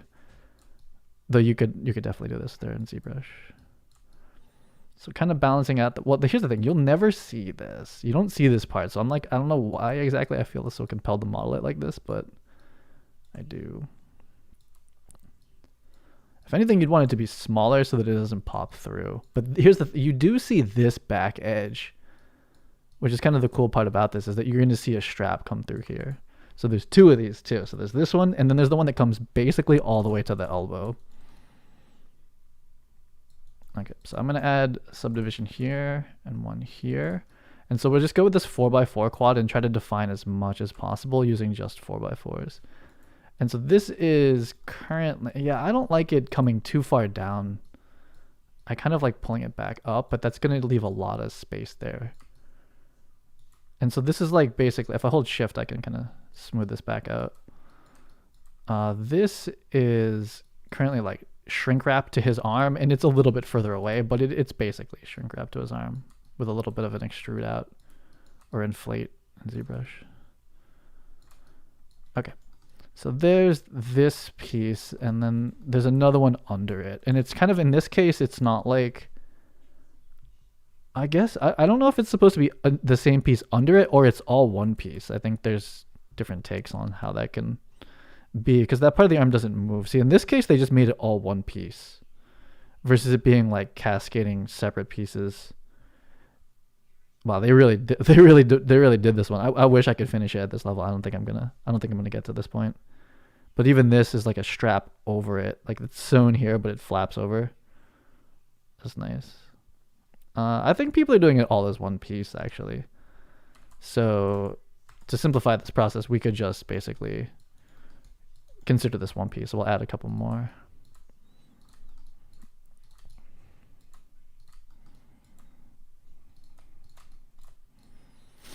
And thank God he doesn't have elbow pads, because I was starting to mess around with the elbow pads with the rigging.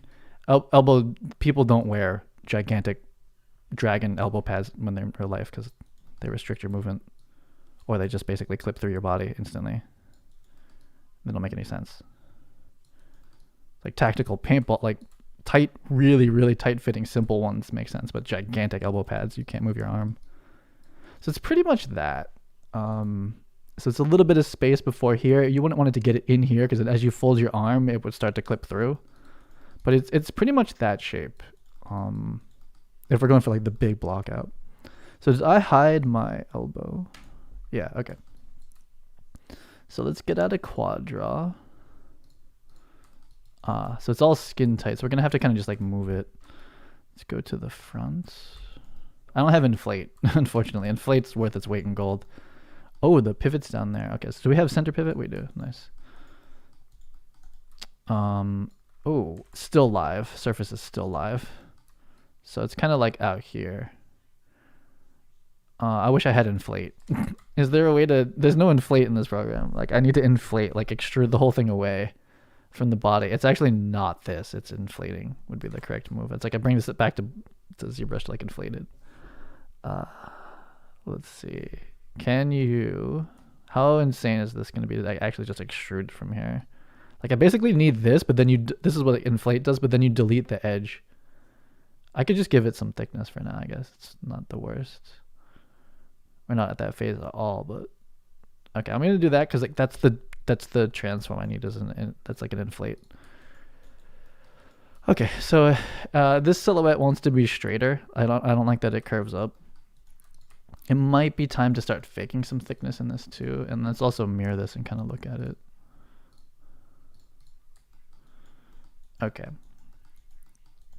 So the general silhouette feels bad, like that it's curved. I feel like the silhouette is very straight, and well, yeah, you don't sense that curve that I've put into it here.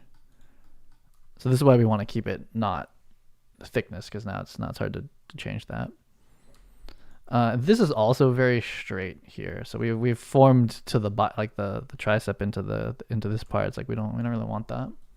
So this is really more straight. It's almost like again, it probably could have been more accurately modeled from a cylinder. I just thought that the shoulder piece would have needed that top part, but I think I've actually done a disservice to myself by doing it this way. So I'm going to delete this. I'm just going to do it with a cylinder. I think cylinder approach would be better. The tricky part of the cylinder though is getting it aligned with the upper arm. But I'll just do it by eye. If there was a skeleton, I could have parented this to the upper arm and it would kind of snap perfectly into it. But I deleted that. That's the height. Yeah, it's basically wants to be straight was the problem. And modeling it that way, it just was never, it would have just been like a fight, whereas this is just like straight out of the gate. So it's probably like up here somewhere, and we'll cut it in half, and it's not going to be on this axis correctly.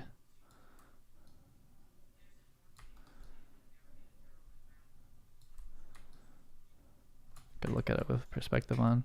Yeah, I think cylinder is easier to get this right. Oh no, that's tragedy if you move something by accident. So I was considering locking it all down.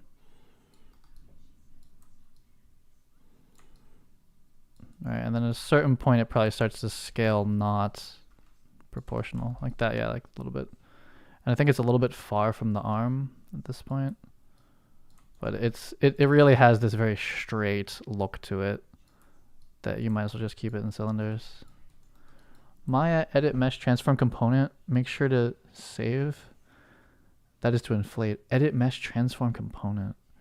Oh, is there a way to like move? It's like on an edge, the equivalent would be a slide. Like you move the edge, but it doesn't affect the profile. And then there's like, I guess there's some way to do transform component. So you tell it to like move the face in the direction of its normal or something like that. I'll have to try that.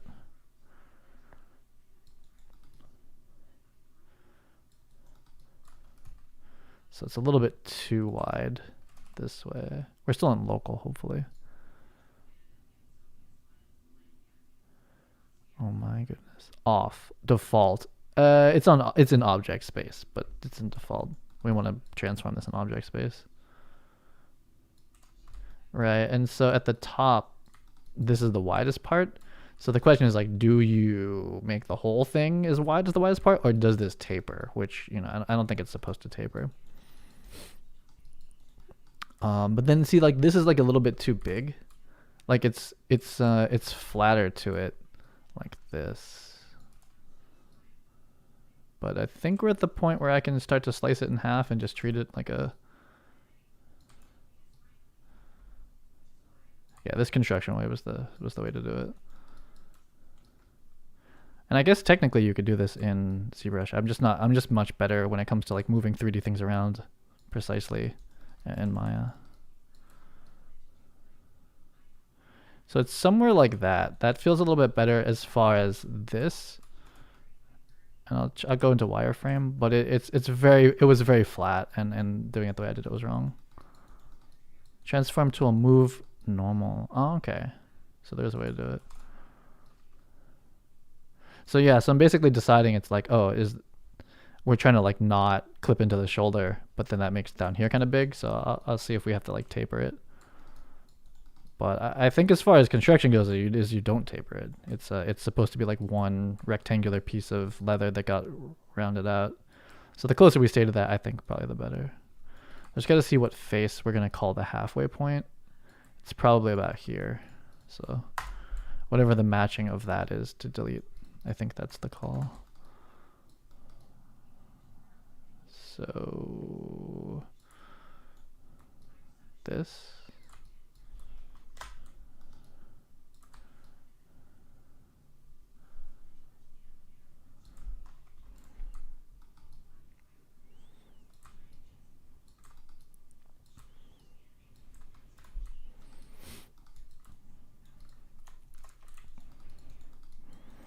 Feels a bit, you know.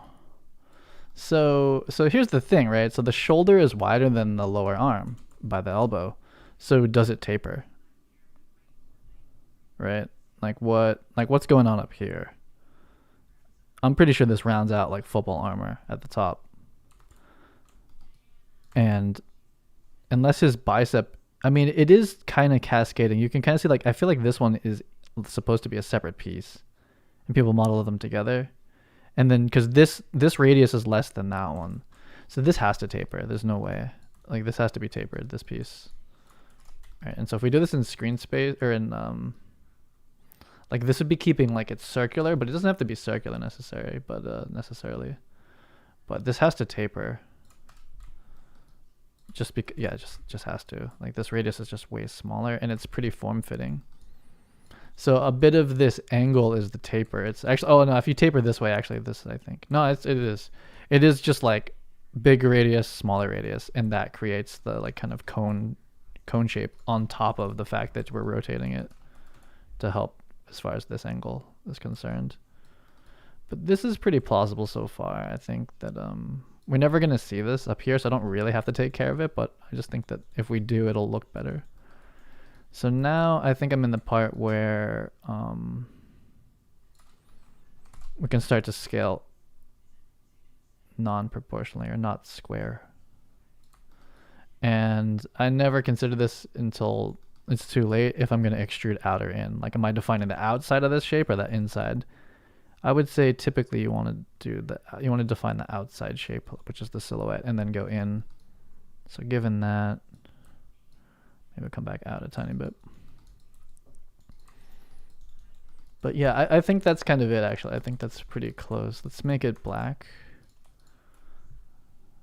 And just look at it from like a silhouette point of view. Base armor, I guess it's this. Okay, come back to the front. Okay, yeah, so I'm gonna change this color to, I'm just gonna hide it. Yeah, I'm gonna hide that for now. I know this is kind of like off-putting. It's kind of throws off the vibes. I guess I'll put it back. But we really want to look at this. I'm gonna duplicate it across just to look at it. I don't know if there's a procedural mirror. I know in Cinema 4D, I could just procedurally always have that thing being mirrored by itself. So this is the part you can't change once you start sculpting. So this is the part that has to go right, is committing to this. Like, does this feel like the Witcher armor? It feels like one of the, there's a Star Wars character in the new game with the redhead character. I forget what it's called. It's The Last Jedi, is that what it's called? But it feels more like that. But I guess it's because it's like these look like they're metal, plastic, and they don't look like they're leather yet, because we haven't come and like modeled that in. But I'm kind of looking at the space here, the overall size, the slant of this, and then its relationship again from, I think they feel small, but if you make them bigger, there's more issues. And it's, we didn't model base Geralt. I am fitting this style armor to MetaHuman, and it might not ever like look right. It might not give it the same vibe. So generally, looking at this, there's less of the arm showing in the front. That could be the way that the arms are just standing. So I'm gonna go look at some other people's takes on this. Nah, he has it right in the midline, and I that does make sense. But this thing really covers the entire armpit, which is great because it's going to cover our screw ups.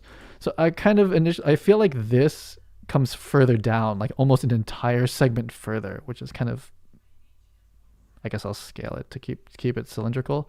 I feel like you don't see this. Like, this is a whole nother level down. But then this starts to make kind of a very sharp triangle there. So like, how close do they come in the front? That's pretty close, but there's room for a strap.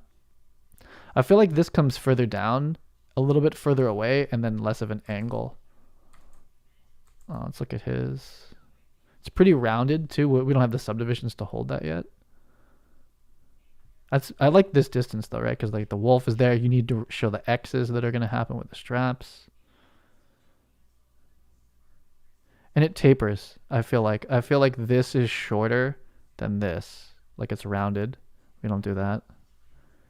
And I feel like in general, I mean, it's kind of the lighting. You don't see, this covers this angle. Like if we look at this angle here, like that's 90. So we're looking at this angle. This angle's like 35 or 30. So if I look at, yeah, the angle's wrong here.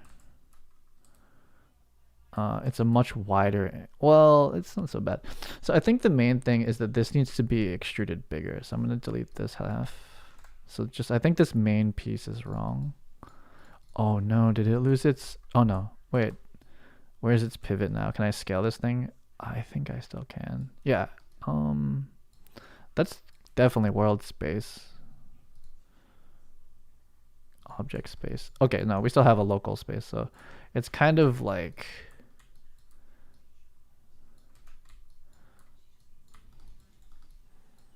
it just covers more of it. So I'm just gonna try to go like heavy with it. Like it kind of covers more of the shoulder, almost even more than that. But then it's gonna start to be an issue that like these corners are gonna start to meet. I'm just gonna rough this. And so this is they're gonna be too close together now. So is that a function of this? I think it is. I think these are flatter. Ooh, so this will taper in. We're gonna taper that piece because like that's gigantic. Is this gonna be enough space here? I wish you could keep the mirror modifier on while I was moving stuff around. I don't know how to do that in Maya. I can do it like every other program. I'm sure it's got to be possible here. So at this point now, I think I mean, from like a construction, like a realistic construction point of view, I feel like these are square. But you're like tailoring armor at that point if you're gonna start to like taper in how much you taper this. But this is a gigantic gap. Is the problem? Looks kind of crazy.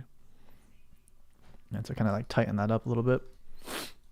And then on top of that, with the subdivisions, is it curves. So that might have been a bit too much, or was it? And so then we start to fit it, like we start to simulate like where we would move this for. I'm still trying to keep it like as a cylinder though. So we're tapering in. Still on the center. It's still just it's just an extract of a cone, hopefully. And so we've covered more of this. I feel like it's even more though, and because I just did that, like what if I do this?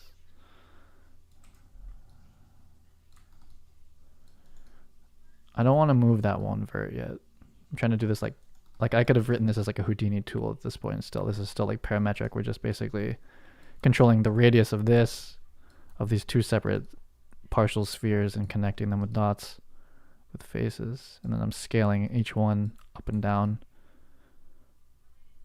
I'm gonna lose the cylinder as soon as if I touch this corner and move it by hand. That's not a cylinder.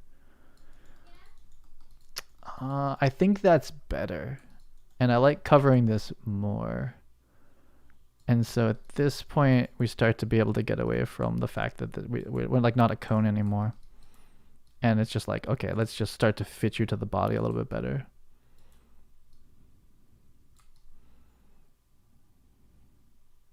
I like that this is still a circle. This profile is still a circle like that.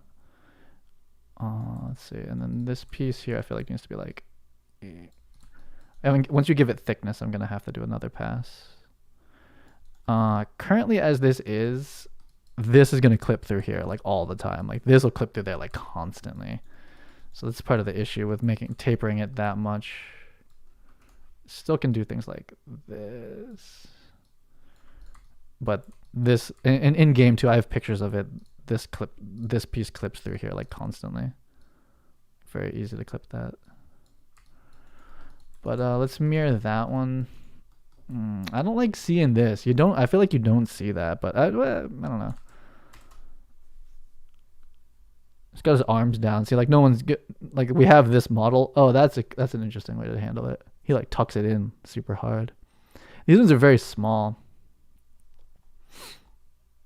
They seem more realistic too. Let's look at the video game version of it. Okay, in this case, you know what you can do? You can definitely add piping to the chest piece to help cover it. And so in this one, you see under it. You don't typically see that, but it is based on that. Interesting. Okay, so let me see. What's mine doing? I think mine are kind of large now. I kind of like them big, but let me see. His are pretty small. You see more of this upper armor part, which feels kind of realistic actually. I kind of like this proportion. His collar is a lot more shown. Well, we haven't done the collar yet. And are they tapered? His are straight rectangles. So I started tapering.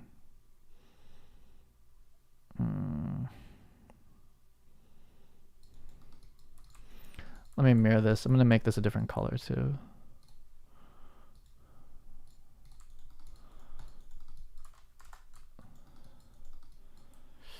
These are too big.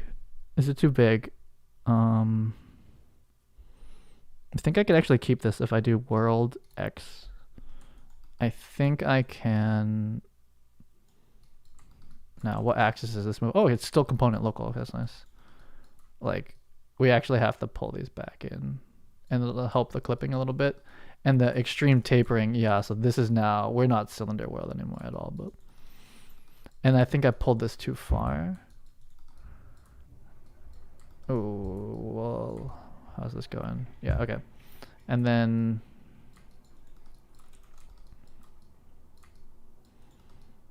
ooh, I just pulled it off of its component. Well, I don't know what space this is. Ooh, this feels a little bit like how much space is there between that? This one gives a good amount. I feel like we probably shouldn't have tapered. That's gonna affect if I do micro mesh too, it wants squares. I probably shouldn't have tapered. What did that do? Tapering changes the it pulls this that should have been square in a little bit. I probably shouldn't have tapered this. I should probably do this again.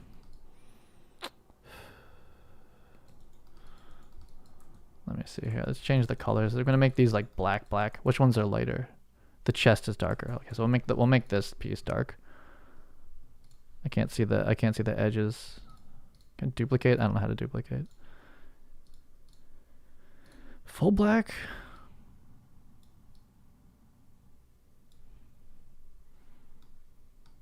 Nope.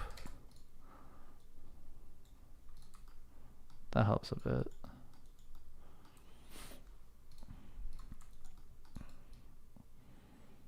This feels a bit open. Like, if we look at Geralt from the side, it's way more fitted to him. So this has got to be tapered or moved. And then this, like, you shouldn't be able to see in here. This is a funny shape, this thing. Like, it's much tighter to him. So then that has to be tapering because it's pretty, I guess we have a lot of space up here.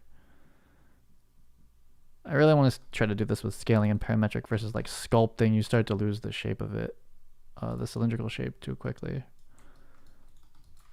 But it's kind of getting to the point where I need to like actually sculpt it. So this stuff is like really tight to him. Yeah, I think we're like in per vertex sculpting phase at this point now. Just try not to lose the cylinder vibe too quickly.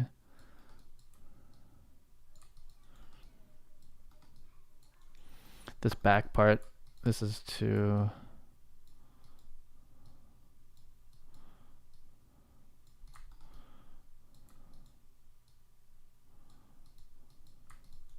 selecting through.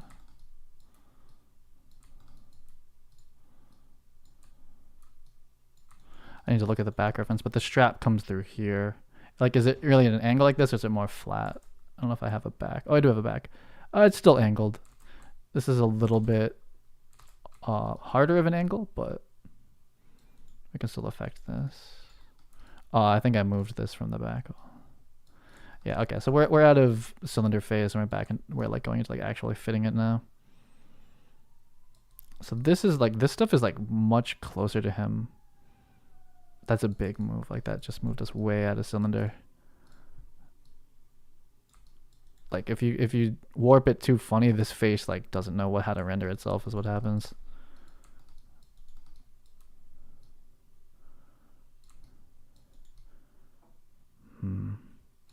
And this stuff is like, again, I think this stuff is like way, like you shouldn't be able to see like under there. So I don't know if that's this or it's like making this part bigger. It's probably both. And now it's like super tapered. And it definitely lost cylinder vibes. Like it's like,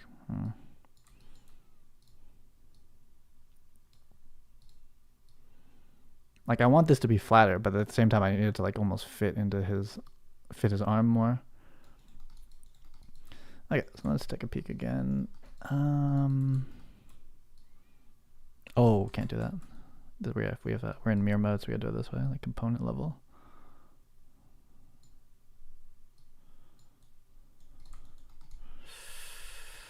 I don't think I like this.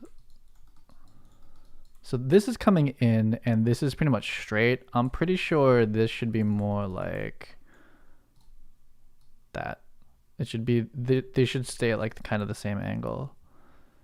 So I've kind of broken this at this point, even though it's just like just one row of quads. It's just like,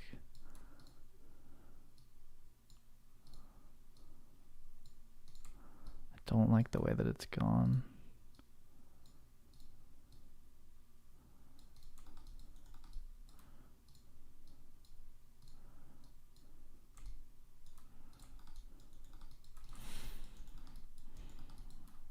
I think I need to restart this from a cylinder. I don't know.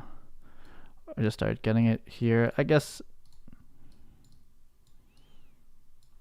there's a bunch of things that are okay, but I think generally like this doesn't feel right. Like this to this feels wrong. Yeah, it's like more slanted. Depends on whose reference I'm looking at. I'm gonna give this whole thing a bit of a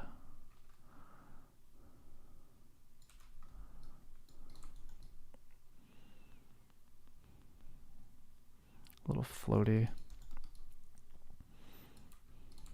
I think I need to start committing to thickness pretty soon.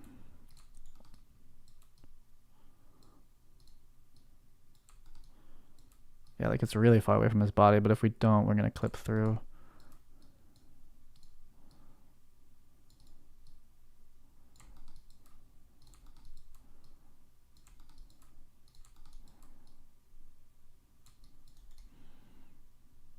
It's got a little pointy up here.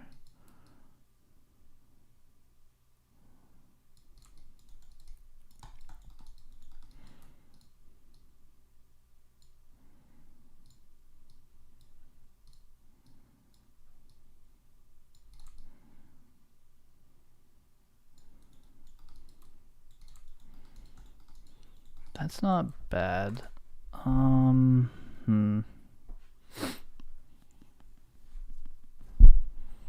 me go front.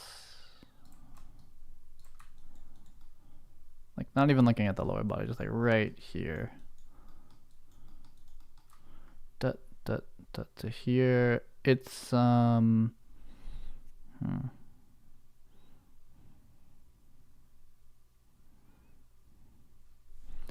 me do the thing. There's like a better way to do this. I'm just gonna do it with this program though.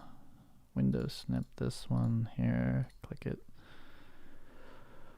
Is a space bar in this program? No, of course not. Red pen. I guess that's probably fine. So like, get my tablet.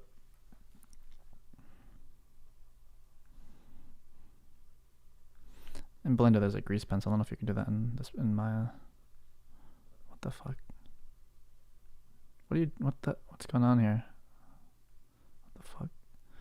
Okay, fuck the Whitcomb tablet. In this program, they're doing something funny. I just can't draw straight lines with my mouse. Oh, and there's no undo? The fuck? There's no undo in this? Jesus. Okay, well, fuck this. I should have just brought into Photoshop. I want this to be wider up here. But that starts to look funny.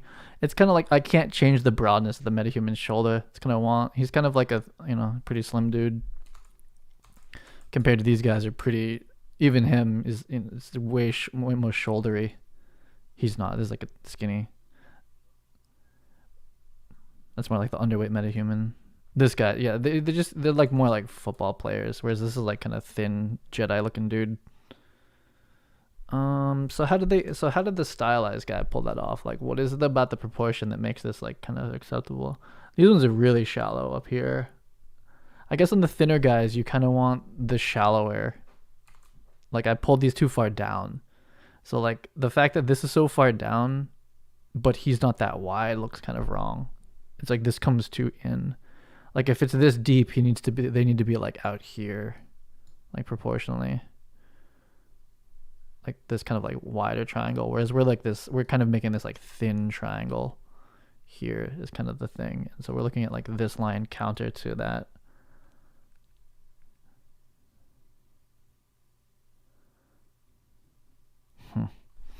Well, this is the part. This is like how we're not like ripping the Garrett model off of out of the Witcher. We're trying to fit armor like it to the MetaHuman. Nah, I mean, you're protecting your neck with these things too a little bit.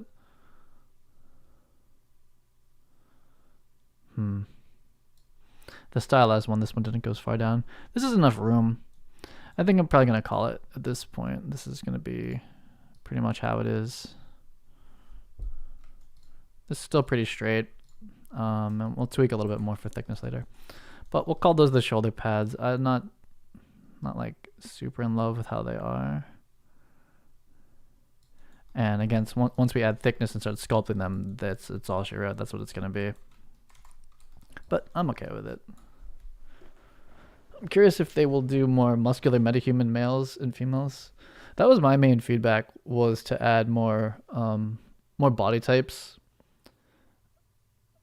I think I don't know enough about rigging. I would not need to talk to them, or just anyone who does rigging, that like how much, like as you make them more muscular, you have to move the skeleton. So I haven't done that yet, where like I would take, like, say if we took like this base mesh into ZBrush and I sculpted him, I like, made his shoulders wider, right? Get a little bigger arms and did that kind of stuff. What the process looks like to then adjust the skeleton and the pose drivers to do that, I think that's probably a bit beyond how much modification I want to do. Like I'm not modifying the MetaHuman at all. I'm just trying to fit armor to it, and that's pretty easy overall. Like it's a pretty easy thing to do. But once you change the MetaHuman, then you have to change the skeleton proportions, and then so you're making another child skeleton, and then you have to change the pose drivers too. It's like, I think that's gonna take too long for me. But it would be cool if they gave like more options, and then they pre-rigged everything. Oh no, have to fix that. I think this is it. I think it comes down to the fact that this is how the MetaHuman is proportioned. This is how I feel like that type of armor would fit to him. And just generally to make him more like witchery, I would want just broader shoulders and maybe slightly larger. Just like a little bit bulkier up here. But I want this to form fit. And as we have this much gap now, it shouldn't clip through too much. In T-pose, this will come up to almost flat, and then this will be under it more or less.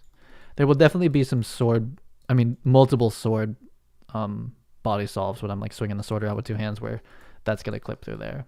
But so be it. Last thing I want to look at real quick is Witcher Netflix. Is that the armor they made for this guy is kind of similar, but it's more circular, right? This is like the real life version of it, so they have this thing, but he did so we could always do this too, more of like a Superman front and less of like the whatever the corset version of it is. We could always just take this chest piece and bring it all the way down. The in real life version doesn't have like the leather jock strap either, so we could always move it in this direction. But if you look at these shoulders, they're pretty just like rounded out. Like this is tailored. These are not just flat pieces of it. I think if you make real armor like this, it looks a little silly. Which if you look up like cosplay people that have made this, they look a little funny. So I don't know. But I'm gonna still stick with this style. So the last little thing before I'm gonna start to turn this into like a proper piece is just to tweak this profile. But it has to happen here. It has to happen in low poly. As soon as you start extruding this and adding details, it's all done. That base proportion will not change. Or it shouldn't. Like, you don't want to change it after that point. So this is pretty much the commitment at this point, is that like, that's how I'll do the collar. This is the proportion of shoulders to it. This is less committed, but like that's the suit. All right. And then there's gloves, and then there's boots, but like you're in here. Like, this is where we care. Yeah, I'm gonna finish it. I'm like kind of disappointed about this silhouette.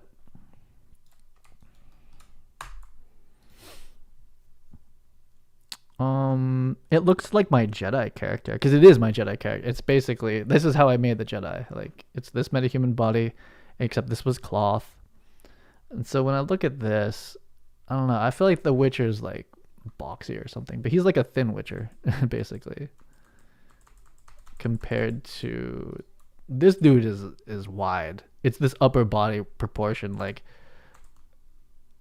this, like his shoulders are like here or something, you know what I mean? Versus mine are like very slim little shoulders. So he's just like way less menacing. So this is like light armor Witcher. This looks like the silhouette of my Jedi, like pretty much. And it I don't think it helps it to like make these huge, because then it's like it doesn't look real. Like versus like what do you call it? It's kind of like you'd want like these guys are nimble, so it kind of makes sense. But it has like Jedi vibes though. That's the sad part for me. We can break up this silhouette here by having like, you know, a bump like these two pieces, and then we're gonna have gloves that come up like that. But it's really about this silhouette here. This part feels okay. How much the collar comes out. I kind of want the collar to feel like it's pushing down in the silhouette. But it's overall okay. It'll be nice with detailing and stuff, but like you really can't get away from the silhouette. That's all you're doing for the most part. Okay, so let's leave that. I think for the gloves, now gloves are a whole ass thing. I've never blocked gloves, so I'm gonna go back to ZBrush for that. So let's go ahead and take, no, it's just like very little geometry, but it's like committing. We'll take these back into ZBrush. Now, if I had Go Z, I would just click Go Z, but I don't have it. So we're going to do, luckily, I think my settings are all set up fine for this. We're going to go to Meta Witcher, Maya. What is all this shit? Oh, those are my insert brushes we made yesterday. I'm going to remake those. Actually, I don't even need them. I found a different way of doing it. But I'm glad to have learned how to do tripart insert meshes.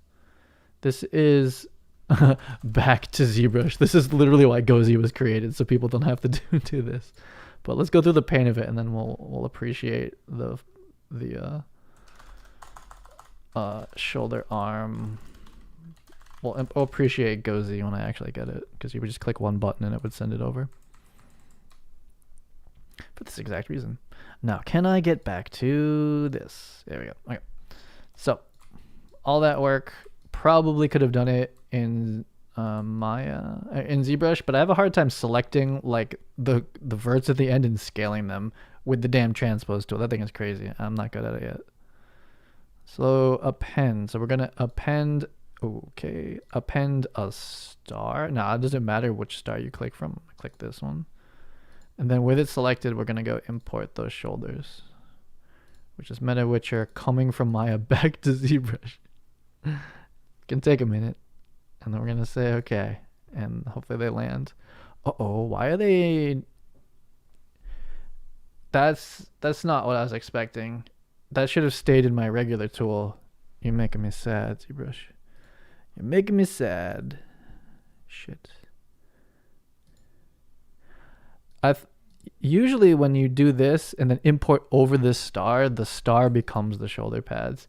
This is where it goes. He's probably worth its weight. Look at, he looks comfy with this star here. Look at this. His hands like resting on it. This dude's like, it's like a mount. How do you get these damn things in here now? Damn it. GoZ. I should just install damn GoZ. I just right clicked that and that happened. You can right click this shit. Damn it. Become the shoulders. Okay, I'm gonna merge these into one. I think that's part of it. they have the same material, but they're clearly different hulls, or the different sub objects. I forget how ZBrush thinks about this. I am going to combine them. This is why I should use.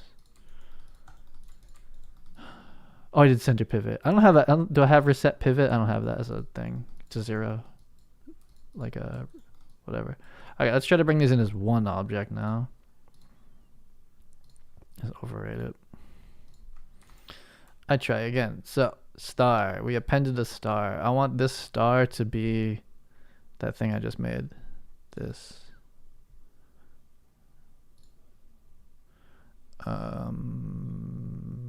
No, we're not gonna do any of that. Do it, damn it. Damn it. How come I don't know how to use ZBrush? What the fuck? This is why these streams don't stay online. Okay, that's the merged one. Cry. What's going on here? How do I make this? I swear, I'm gonna delete this. I'm gonna do this again, but I think something's wrong for some reason. I should be able to, in this tool that has subtools, I can append a new. Oh, can I do it this way? That'll do. That'll do. The side view makes me a little uncomfortable, but we'll see. Okay, so that was a lot of work to make these little triangles, but I just feel like I have more I just have more control, or triangle, whatever. These like partial cylinders, I just have more control of that there. And I just want to kind of get them blocked in there. Okay, so hands and shoes. Shoes are happening in Maya. I'm not making the shoes here like that. I can maybe like, I might like Dynamesh it or something like that. So the hands though, okay, so we have this in here. Let's save it. So gloves are terrifying. They're just a lot of work, all around. But I'm gonna take this thing. It's quadded out, which is not the topology of the MetaHuman hands. So if these don't like deform correctly when we skin them, then oh well. So we kind of need to commit to what type of Witcher gloves. I do like the double glove. I think that looks pretty cool. Did she do the gloves? No. He did. We're not doing those ones. I don't like that one. I like this one, the double glove. That's the default hunter glove too. Yeah, this one. So we'll concern ourselves, well, with both, I suppose, but like we'll do this glove, and then this is like an inner one. It's just an extrude of the hand. And then you pretty much sculpt in the straps so we can make them separate objects. It's pretty much this one. So I like the silhouette breakup. That's mostly what I like about it. So with this one being quadded out already, and needing to remember what hotkeys I'm using, the question is, where does this, like the actual, like the real glove part, not the insert part, where does that cut off on this arm? This inner glove is about the same distance from the armor. It's about there. And then this is really like at like, kind of like in between where the twist bone is. That's interesting, actually. These are almost placed like where the twist bones are in the MetaHuman wrist. So the wrist proper has a loop around it, and then it's kind of like slightly more than half, something like that. So like our wrist bone is about here, would slice off. And this is a pretty long arm compared to the Geralt one. Or maybe it's just that it's more thin. But it's around here. And we're going to go from like here to there is where like the inner glove is. And then it's about here, I would say. Maybe like, yeah, I think around here is the cutoff. And I probably don't have the right tool selected. I don't. Well, whatever. I kind of see it now. So do we have delete edge loop? That's what we want. So like wrist, here. It's like around there. So we want to do delete poly loop right here. Wait a minute. Wrist, halfway, elbow, here. That's where like the second one's going to come from. And it's like a little bit more weighted. It's like kind of a long glove. It's the hunting glove. So about there, I would say. Right, and it's a little long. I'm not gonna do that. That's a little long. So maybe about, I think that's probably pretty good. And then there's going to be like that outer one that comes up here. It's still too long. Maybe here. I think that's better. So about there, and then like the sub glove comes out like that, which I'm going to do later. Okay, so those are the gloves, basically. Just extrude those, and those are gloves. Or inflate. Let's see here. And it's very high topo, way too high topo at the moment. So I'm going to remesh them down. I don't know if it's better to inflate beforehand. It probably is better to inflate while they're high poly and then retop and then remesh down. So now we're just going to delete out the whole body. We're going to go delete poly island, polygroup island. That'll work. Oh, what the hell is this? What's this? What do you? What this do? What's this? I'm afraid. What happened? Why is there that loop there? What happened? What is this? What?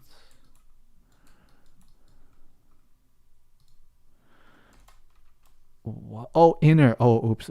Polygroup island. What? Oh, there it goes. Okay, it was like display error. Okay, so there's the glove extraction and pretty high poly. Kind of hard to.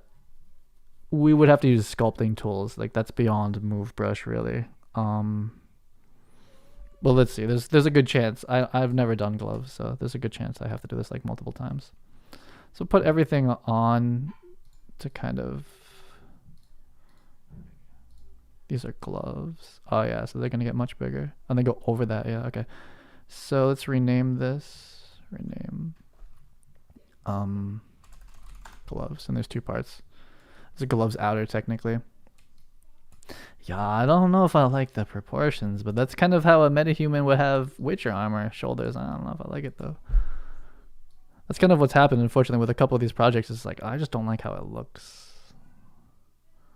Okay, so we kind of need to chill out because we don't want that. It's like we want the wrist to do that, but not the fingers as much. I'm not exactly sure how I'll pull that off. This is not it. Well, we're gonna retopple this anyway, so we're going for like a big high poly sculpt. So it doesn't really matter. But obviously, that would be very hard to retopple. We do want to preserve the space. We don't want to have to rig it, repose it. So I think about here. Well, let's go for the finger width, basically. And then I'll just hand sculpt the wrist. Like, this is not so hard to move. The fingers are going to be hard to move. So that's a bit of a funny proportion. Let's look at how this is looking. Pretty skin tight for him. I think that's probably the move. Pretty skin tight. Pretty skin tight leather. He doesn't wear, yeah, really skin tight. Okay, so it's more realistic to have it be skin tight than it is to like poof him out gigantic.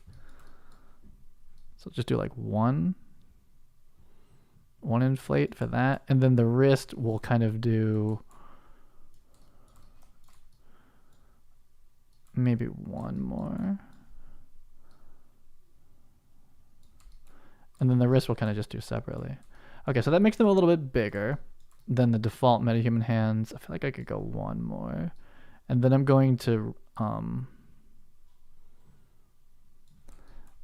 remesh these lower poly. Oh, that's pretty good. We could start sculpting. Let's see how the remesh goes. I'm going to duplicate these because these are viable for sure. I could just start sculpting right on these. Let's do remesh, half, adapt. Yeah, let's keep going down.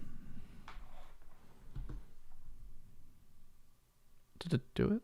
Was that, did I miss it? Was that it? Oh, there we go. Okay, so now we're starting to lose volume. But this is still a lot of polygons to move around.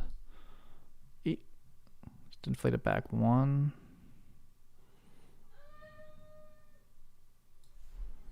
Almost have it. So these fingers are feeling a little bit short or something. I really don't want to have to 3D model these. So the inflate, we started inflating basically this too far, so the fingers are really short. They feel like snowboarding gloves now. So let's go back. Damn. Okay, I'm having a hard time preserving this. So even here they're starting to feel kind of short. Let me see.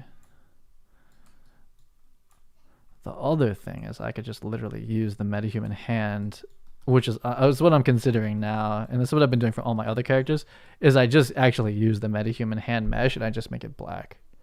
But that's kind of not what the exercise is about. I want to make full gloves because they have like this other piece, but really tempted to just use the MetaHuman hand and make it black. So with this inflate plus making it lower, this starts to kind of like creep in and the fingers get really short. But let me try remeshing from here. Yeah, so they start to creep in.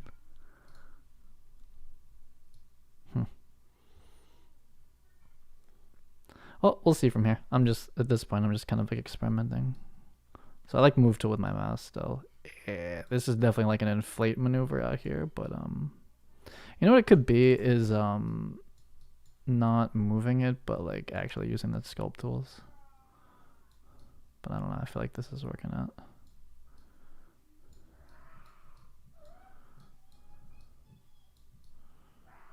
That's working.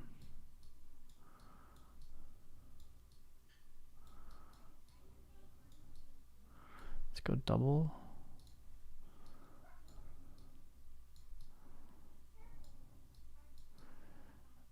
And we're defining the outer, so we're definitely gonna have to extrude this.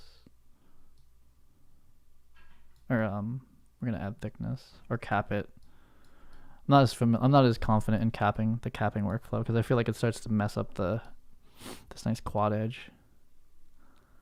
Though I think I care too much about keeping the topology clean like that. Well, it makes it easier to shape a hard edge like that, but like really you're gonna topology doesn't really matter. Looks like a Spider-Man glove.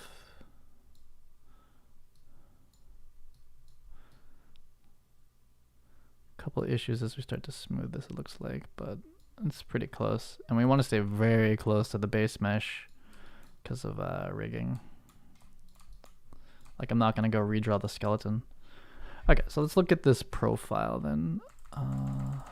How much, so what's going on? Okay, so this is pretty much, it pulls out a little bit this way, so the arm is in here, so it pulls out here, and then there's this inner one, and that one's, I see, okay, so his hand, now it's on the inside of his hand, no, it's on the top, so basically like the top here, this part pulls away, is how it's in the game anyway, so it's like, though we're not gonna be able to judge that given this A-pose silhouette, but it's kind of like this top part moves up, so I'm gonna try to grab that if I can, so it's kind of like this. Okay, this is like a little bit too smooth.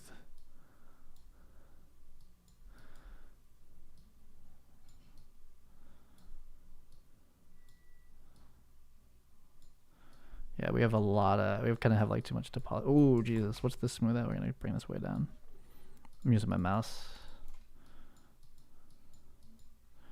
It's kind of like this gets a little bit pointy up here. We have a lot of topology to make this smooth. Still a bit form fitted to his wrist too. It's like I like kind of like how much topology is on the fingers, but it's a little bit too much for the wrist to have control over the shape of it. Oh no, that's a bad one.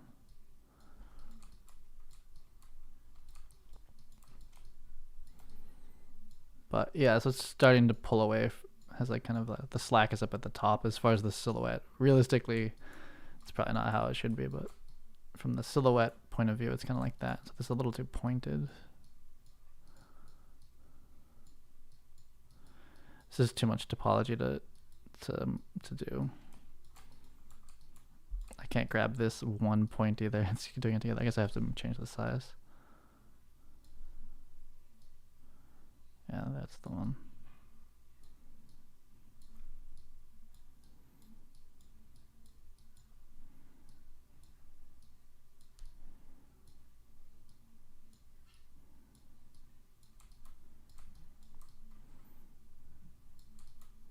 A little heavy-handed, trying to smooth it back a little bit.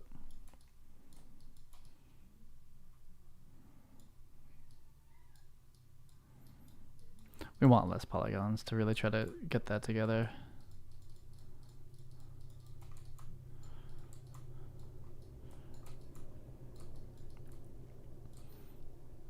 Yeah, this proportion is kind of crazy already. Though we haven't extruded these. These are going to have to get bigger to balance this out. And this is going to get thicker too. I mean, it always feels very thin in this phase. So I'll just keep going with it. Okay, so I'm going to try to make the inner glove just for a block out. That should just be like a quick... and another just body loop delete. Gloves. Now I have 2 gloves. Oh, I see. These were kind of like the safety gloves. I'll delete this. Actually, I could almost use this piece and delete out the hand. Maybe I can. Let's see here. Let's go solo. Yeah, I can just use this actually. So this is the old glove. Save. I'm just going to delete this edge out. So I think we're on like delete loop. Nope. Let's delete. Let's try to delete the whole thing. We're going to delete poly loop. Here, it's probably even more like back here. No point in rigging all that extra stuff. And then we're going to just delete the whole thing.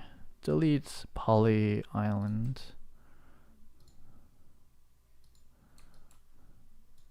Go double.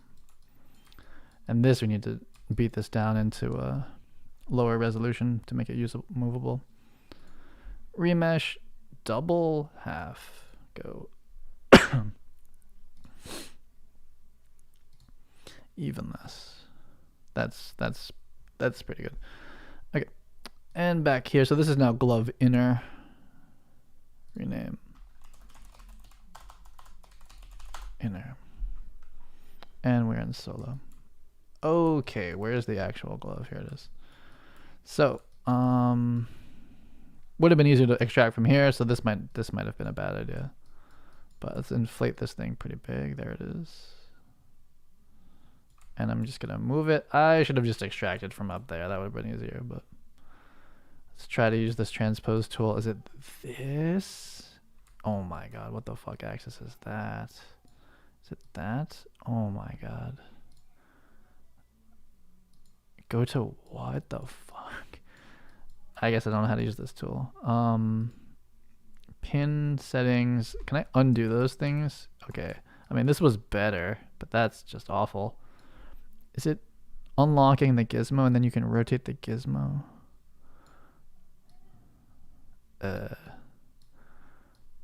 There's probably like some better way of doing this. And then you lock the gizmo. I suppose so. Okay. Can I inflate in this mode? Yeah, I can. I should have just extracted from the upper part, but here we are.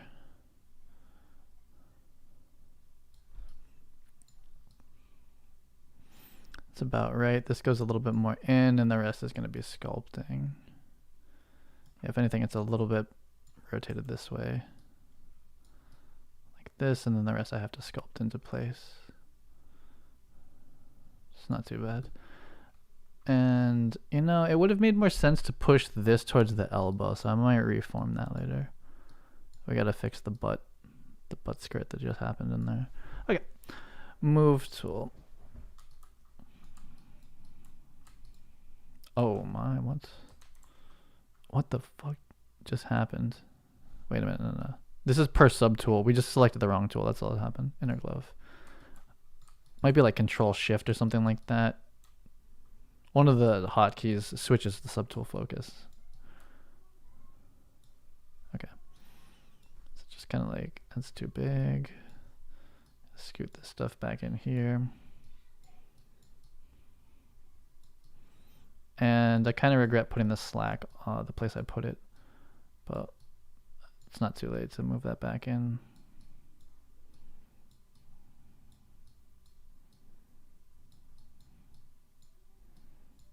Yeah, so we might need a little bit more room.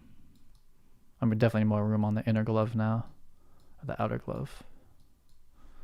Let's go double. Oh, this is double. Well, I need more room in here.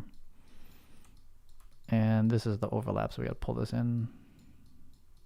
And I need more room on the outer glove.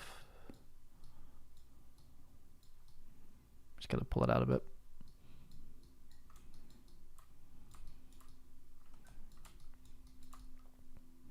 This is pretty much already it.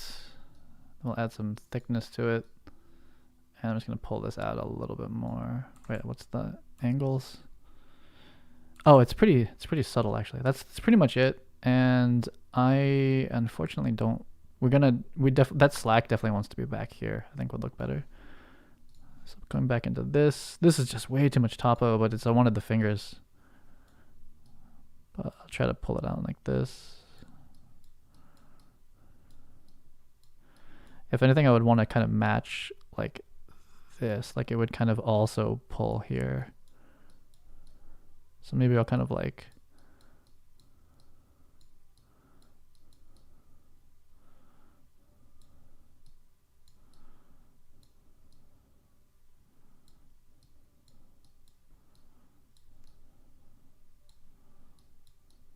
Oh no. Oh no. Yeah, this loss, this feels a bit woolly. It's not very leathery.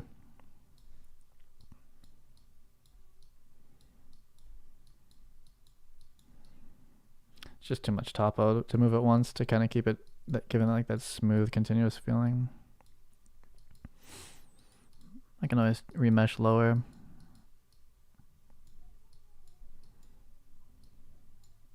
This might be the kind of thing that it might be smart to like attempt the retopo first in Maya and like commit to how I want to do the hands. And then get it closer in like the very, very low poly phase. Damn it, I suck at zooming on this program. Before I get into kind of this level stuff. I think I'm unable to shape this properly because I have too much topo. But I haven't done hands before, so this is my first time kind of attempting this. I think I just have too much topology.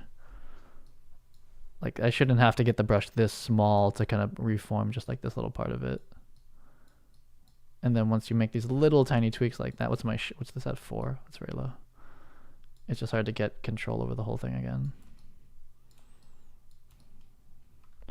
But something like that. I don't like how this kind of bells out. Is it time for this already? Like, ooh, that's very strong. What's this at? The way come.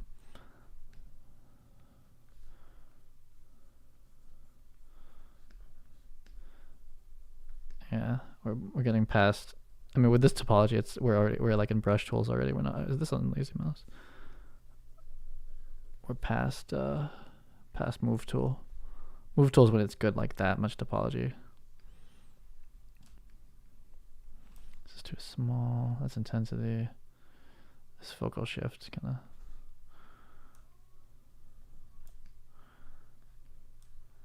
Yeah, I'm not supposed to be sculpting today. I'm supposed to just do Blockout, but it's kind of the same thing, I guess. Well, I gotta kind of like come in and inflate that and smooth this shape out so that it feels like one piece of like continuous leather, but kind of undoing that. I kind of want to move. Well, I guess I can paint it, sculpt it.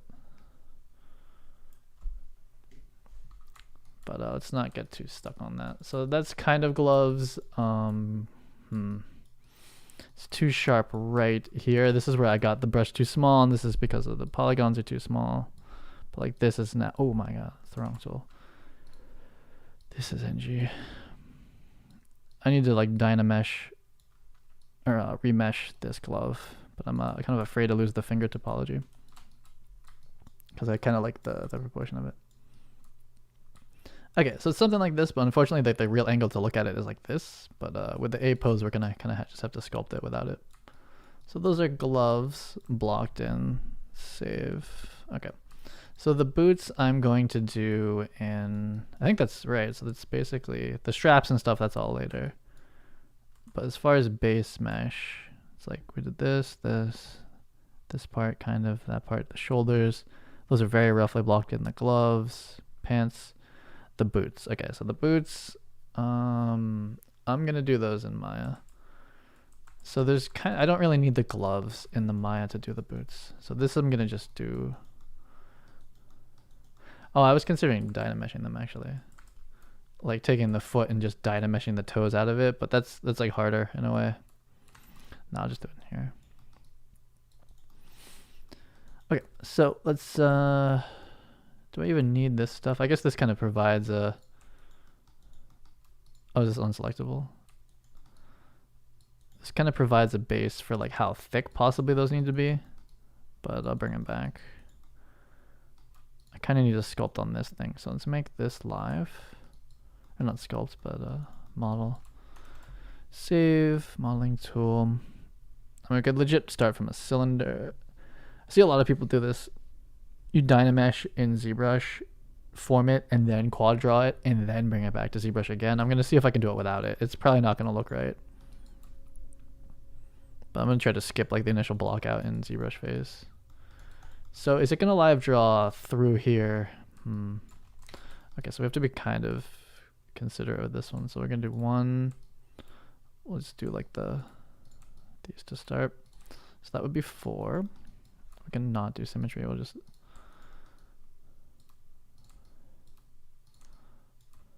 So this is 8. That's 8 faces.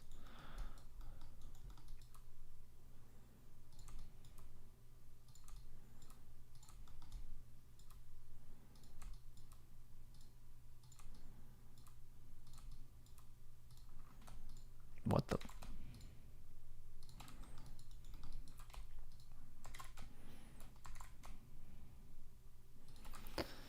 This part would have been like a nice quad extract out of ZBrush, but it's the foot part that kind of matters. So it's always going to be like below it. I kind of want to live draw the pants, to be honest, but we'll just kind of extrude them out in a bit. So this should be an okay candidate for pulling a full loop out. We'll stick with these like kind of tall rectangles. And then this is going to start to freak out a little bit here. So we'll get it to the point where it's about to pull on this. Like this loop now needs to be done in a specific way. So let's take this. It's tab and left click, yeah. So this one we kind of want the loop to start to do this. But then how does that... I forget how we sort out... We can't go triangles yet. For the low poly, you know... It doesn't matter. It doesn't matter for this. I'm just going to reconnect because this is for ZBrush. This isn't the final topology of the rig, so it doesn't matter. Oops, we'll just stay in like quads like this. Because the point of this is to go back to ZBrush. What in the actual...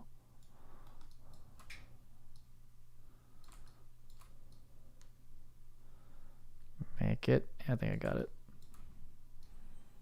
Let's double check that these are 8. 1, 2. How am I gonna do this? 3, 4, 7, 8. Yeah, it should be 8 around. That's what we want.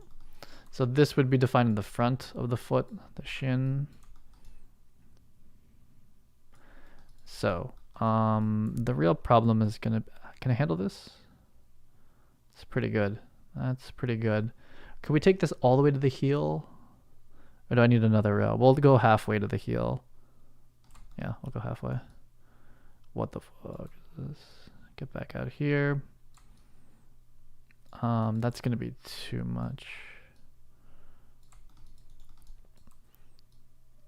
So how does this shape reform itself? So there's gonna be basically another shift. There's another row here, and then we have to get off live draw to finish the sole because the sole is not form fitted to the foot really. But basically this will be the sole going around, and then this needs to turn into like well, I'll draw the proper edge loop, but it should be like it has to transition to this.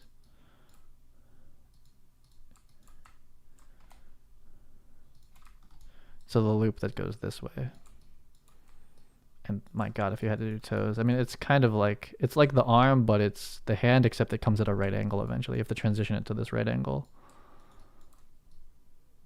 Oh, the loop is this way. I've gone the wrong way. It's like this. To match back up with the sole, basically. If this is the sole. So this has to definitely start, we just have to start cutting into this. There's no way to hold this. So how many faces is this? Is 1, 2, 3, 4, 5, 6. That's weird. Hold on. We gotta go smaller. So this is the middle of the foot. Let's just start matching up like this. So this is the middle.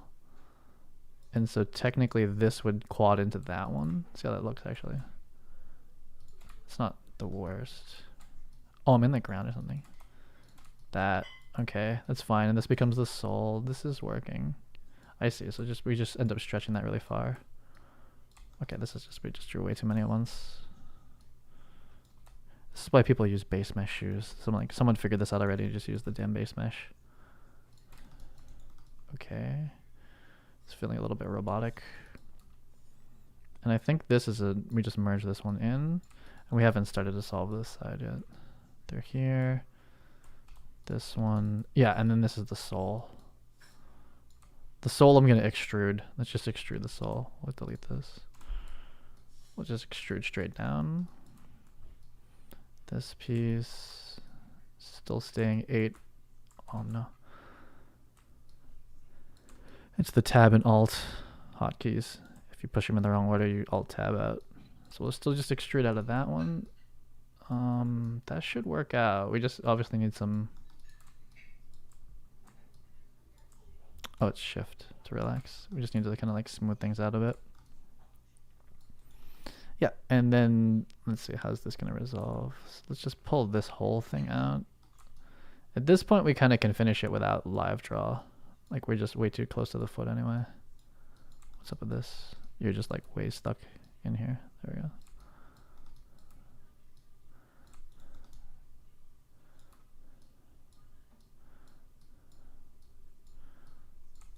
And actually at this point we're not going to use like the MetaHuman foot, so we're just making our own completely new foot basically.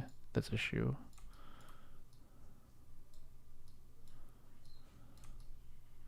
There's maybe a weird polygon in there or something. Something looks very odd in here. There it is. Oh, what is this? Oh, okay. So the rest we can do without the actual foot. And but yeah, oh, but you know what you can't do is you can't shift, kind of smooth this stuff out if you come off live. Though maybe I'll finish the shoe and then kind of come form fit it back. Though it's gonna like, yeah, they're here. It's kind of worth it in a way to make a base mesh of the MetaHuman that has the toes all just kind of like mushed out into one foot. I guess that's kind of what I'm making now actually. So that would be nice to just like start shoes from scratch. But you should probably pretty much just work with a base mesh shoe anyway. They're all the same. Okay, so that's as far as you can go, and then it turns into toes, which is not helpful. So it's high. Oh no, I'm still quad drawing. So this will hide it and start just doing the shoe on its own. So how does this turn into a? It's almost like this loop.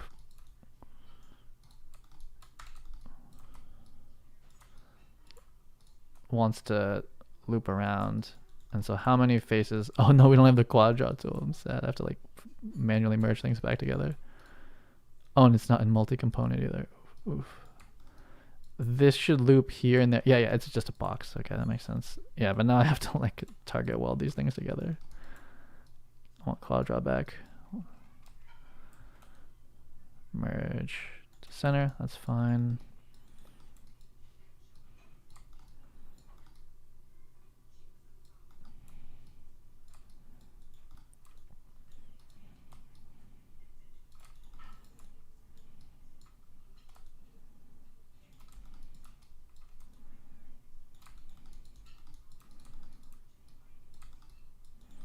And then we just box these straight down.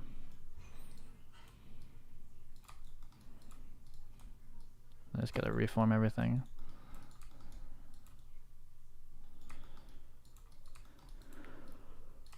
Oh yeah, that should be fine.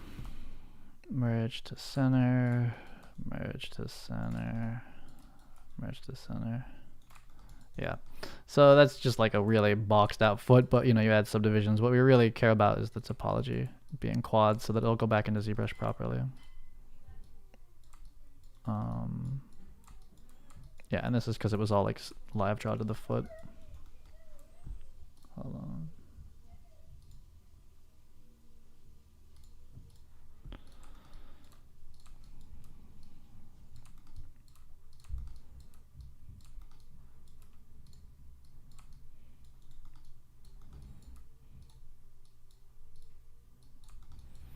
Yeah, once I make this base MetaHuman boot situation, I should just save it, and I'll just use it every single time as a base mesh. But I kind of liked making this first base mesh myself. Yeah, things are all kind of wonky from the live draw. This face is also a little bit crazy down here.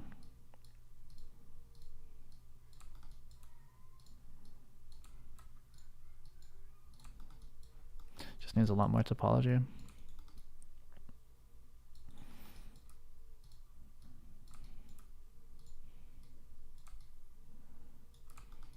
Needs a loop through here.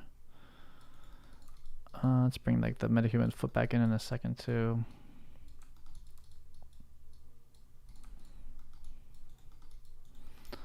Let's save. Okay, and then I kind of want to flatten this part, so I'm gonna scale this like that. Keep it flat. That adds issues. Let's look at it from the side. And something nice about drawing your own MetaHuman shoes is that you don't have to wear, like, MetaHuman feet are here, so when you add soles to the feet, they actually go down, which throws off the mocap. Here we can kind of cheat it like this and draw the sole separately like that. So now my MetaHuman feet will not get screwed up on in the mocap. This is not sliding edge, so this is going to have wrecked a whole bunch of things, but just from the profile, I just want to redistribute this. What's up? Scott can come today to pick up stuff, so don't put the whiteboard out in the boxes. Oh, sure. Yeah, what time? Okay, cool. Yeah, that's good. It's good timing. Is that just solo? Yeah, okay. So that's a shoe block-in. Needs a lot of work. But let's go back and take the body. Okay, yeah, so let's go. Might as well just use this as a guide.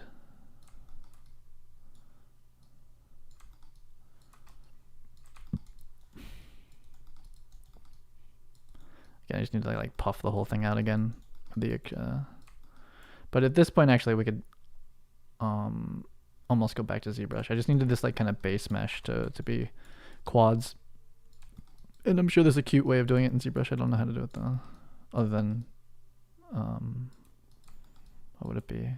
Dynamesh. I was considering dynameshing the foot, but I just think that this is going to work out faster for me. So yeah, like you just can't like grab verts like this in ZBrush, so it makes me hard to do. These lines want to be more straight. But mostly we flatten the sole. That's like the main thing that's going to hold this shape together. Like the shoe part's pretty floppy leather and can do whatever it wants, but the sole is the only like hard modeling part of this, like hard surface modeling. So we have these like very flat extrudes down. That's mostly what we want. And we can go add extra loops and stuff like that to make sure when it's smooth that it stays that way. So now we want to kind of at this phase, I think we kind of want to go back to ZBrush because it's easier to do this kind of like push pulling there, and then you end up with a even better base. I mean, we can do some of this here, but I think at this point it's time to go back to ZBrush.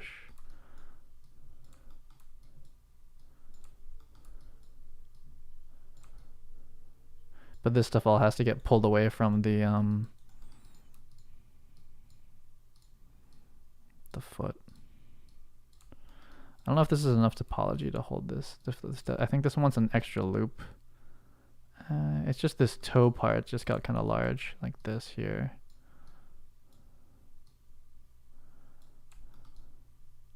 It's not the most beautiful low poly cage. And so this wants to be probably a little bit down.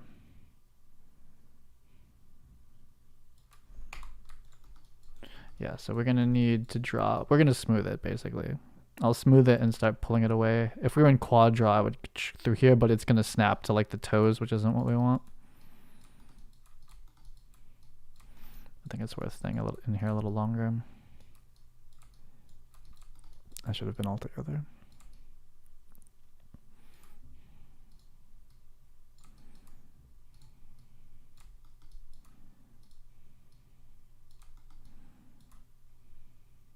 Let's still popping out. I mean, at a certain point, we just start to define what the foot is under it ourselves. Do I want to pull all this stuff away here or in ZBrush? I think I'm going to do it in ZBrush. Something super wrong about this, but we'll see. Okay, so I'm just going to cap this so we don't have a bottom. Now, how is this going to go?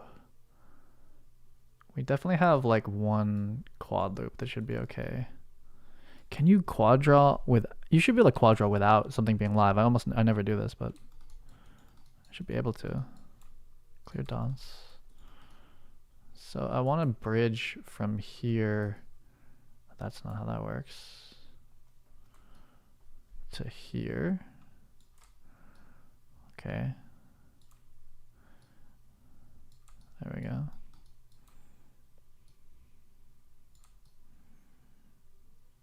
Then I'll do the same thing on this face here.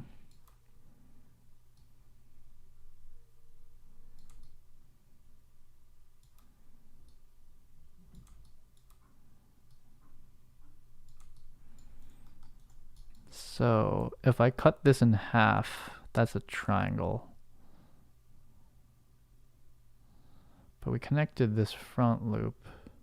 If I cut this in half here and merge it, we should be, if I do this, is this quads? That's quads. 1, 2, 3, 4. Okay, that's the solve, easy. And then the rest is just bridging across. We could probably cap and edge cut at this point. That's what I'm gonna do. Let's grab this edge and close hole. What do we call that here? Fill hole. Nice. And then using multi-cut, we can not snap those together. Okay. This to, oh, this is missing. It's no, it's right here. Wait, what? Did we connect the wrong foot? Oh no, did I not match the topology? Oh crap, we have an extra loop. I need another cut in here. Let's work it from the back. Oh, I didn't match the topology. Oh well. So will this work out here if I cut here? Like that's the matching cut. 1, 2, 3, 4. Is that the quad? That's funny. It's a weird one. But I'm gonna have to cut it in half. Wait, where's the back symmetry of this? Damn it, I fucked this up. Fucked up the quads on this. And let's just start cutting across. Ooh, how'd that happen? I wasn't paying attention with the topology. So which one is that closer to? It's, can I lose that loop? I can't. I can't lose this loop either. Damn, how did this happen? Sad. I could just try to have like ZBrush like sorted out, but that's probably gonna be a problem. Oh no, so that didn't work.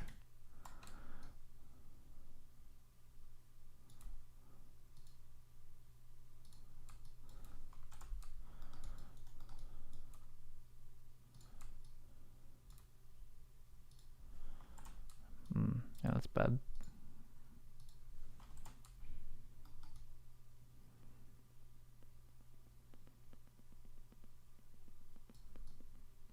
Damn, I was off by one span. So I either have to delete one or add one.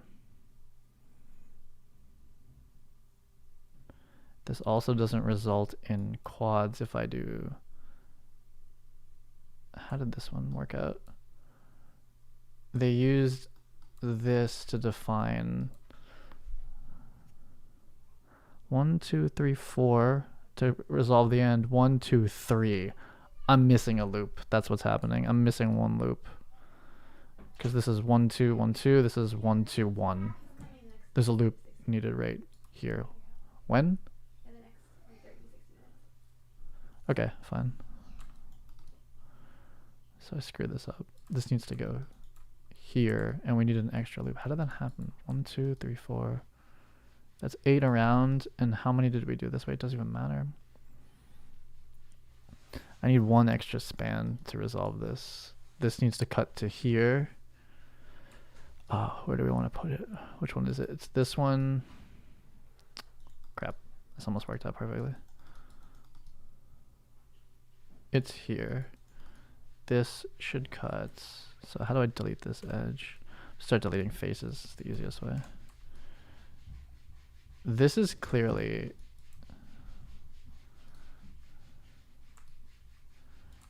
that, but it's missing one.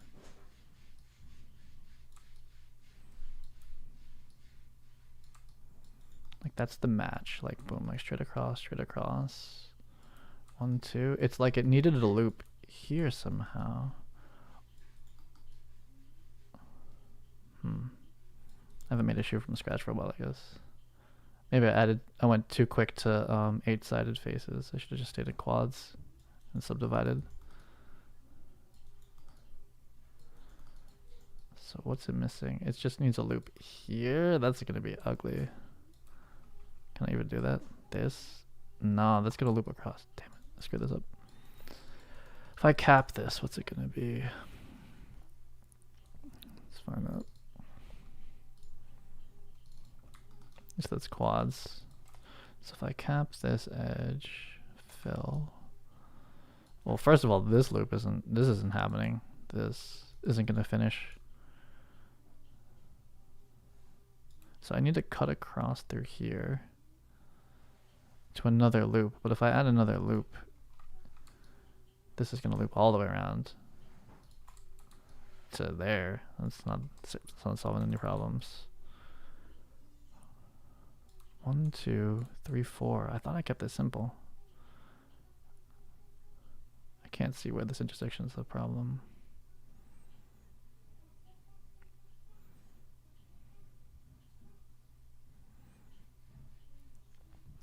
Somehow, I think this is mismatched. I think this goes there. Is that what the problem is? So these faces is just wrong.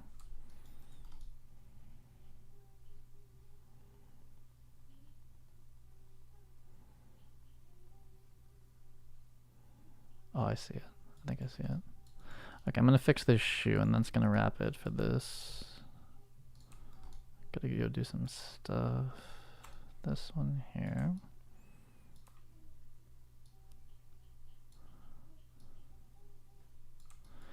This one needs to wrap around more, I think. I defined the heel too loosely.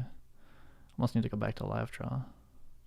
So we have to define the heel with 4 sides. Wait, how many is it? 1, 2, 3, 4.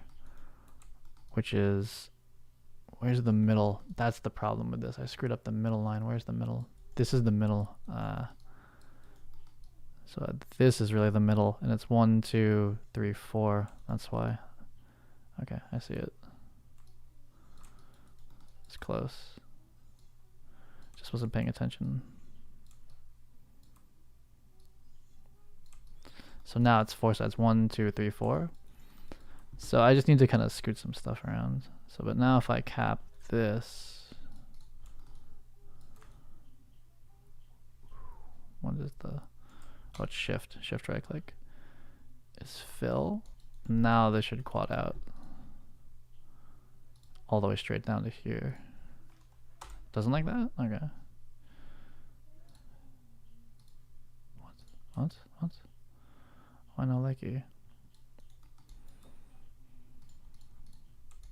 These not merged or something? This should quad straight through now. I just gotta move some stuff around after multi-cut. What's up?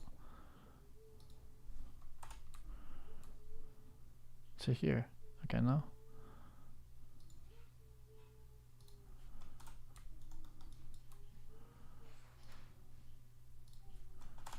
Huh, doesn't like this.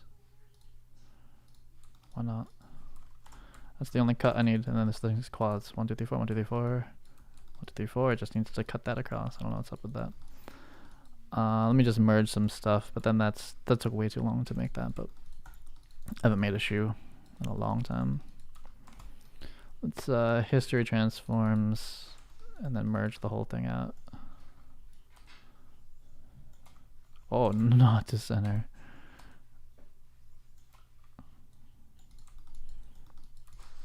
And it's quads. As soon as this connects, I'll understand what's going on. Is this multiple verts? It can't be anymore. It could have been multiple. I just merged everything. Oh, okay. That's together. Okay, so this isn't a face somehow. What's going on? Let's do this. We'll bridge to finish this thing. Yeah.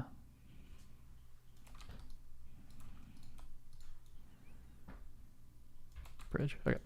Quadded foot. I just let this stuff slide too far on the edge, so I have to kind of redistribute that. Like this should be here. It makes sense though. Actually, that's fine. If the sole is a little bit jacked, it's okay because like this actually feels pretty quadded here. Okay, so that's a quadded shoe. That can be sculpted into like a million different leather boot situations, but it wants to start from like proper quads. Could give this whole thing. Doesn't really help actually.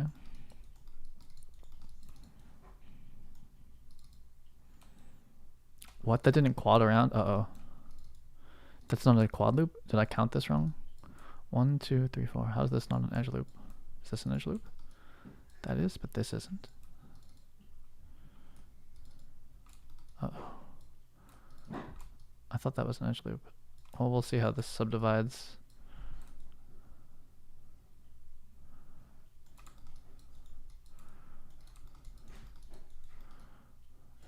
Okay, I don't think that helped me too much. Oops, wrong way.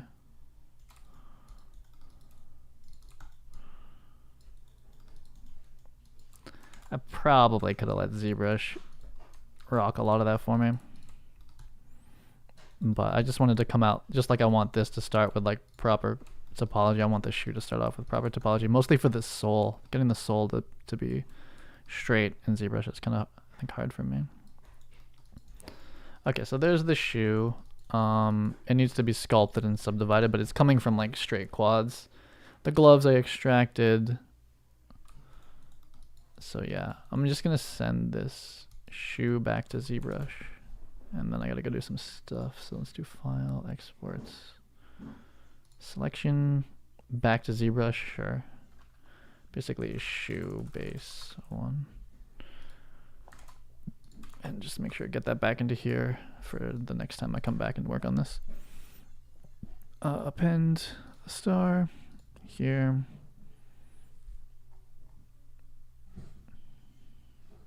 Import shoe base. Gonna do it? We'll see. No. Okay, fine. So then we go back to this here. Delete that one. And append the new shoe.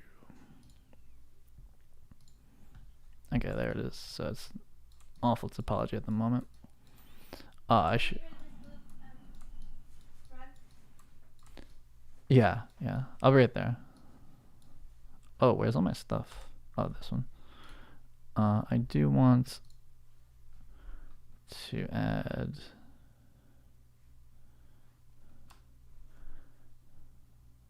insert edge loop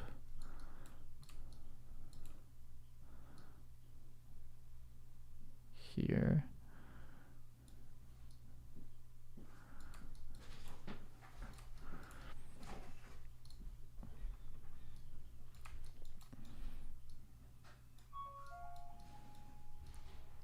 We need to smooth, I think, even to get, I guess I'll do as much as I can on the base here.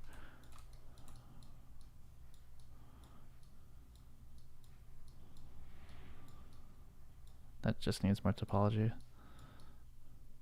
Same with this, it's just like, that's where I want the points, it just needs more edges.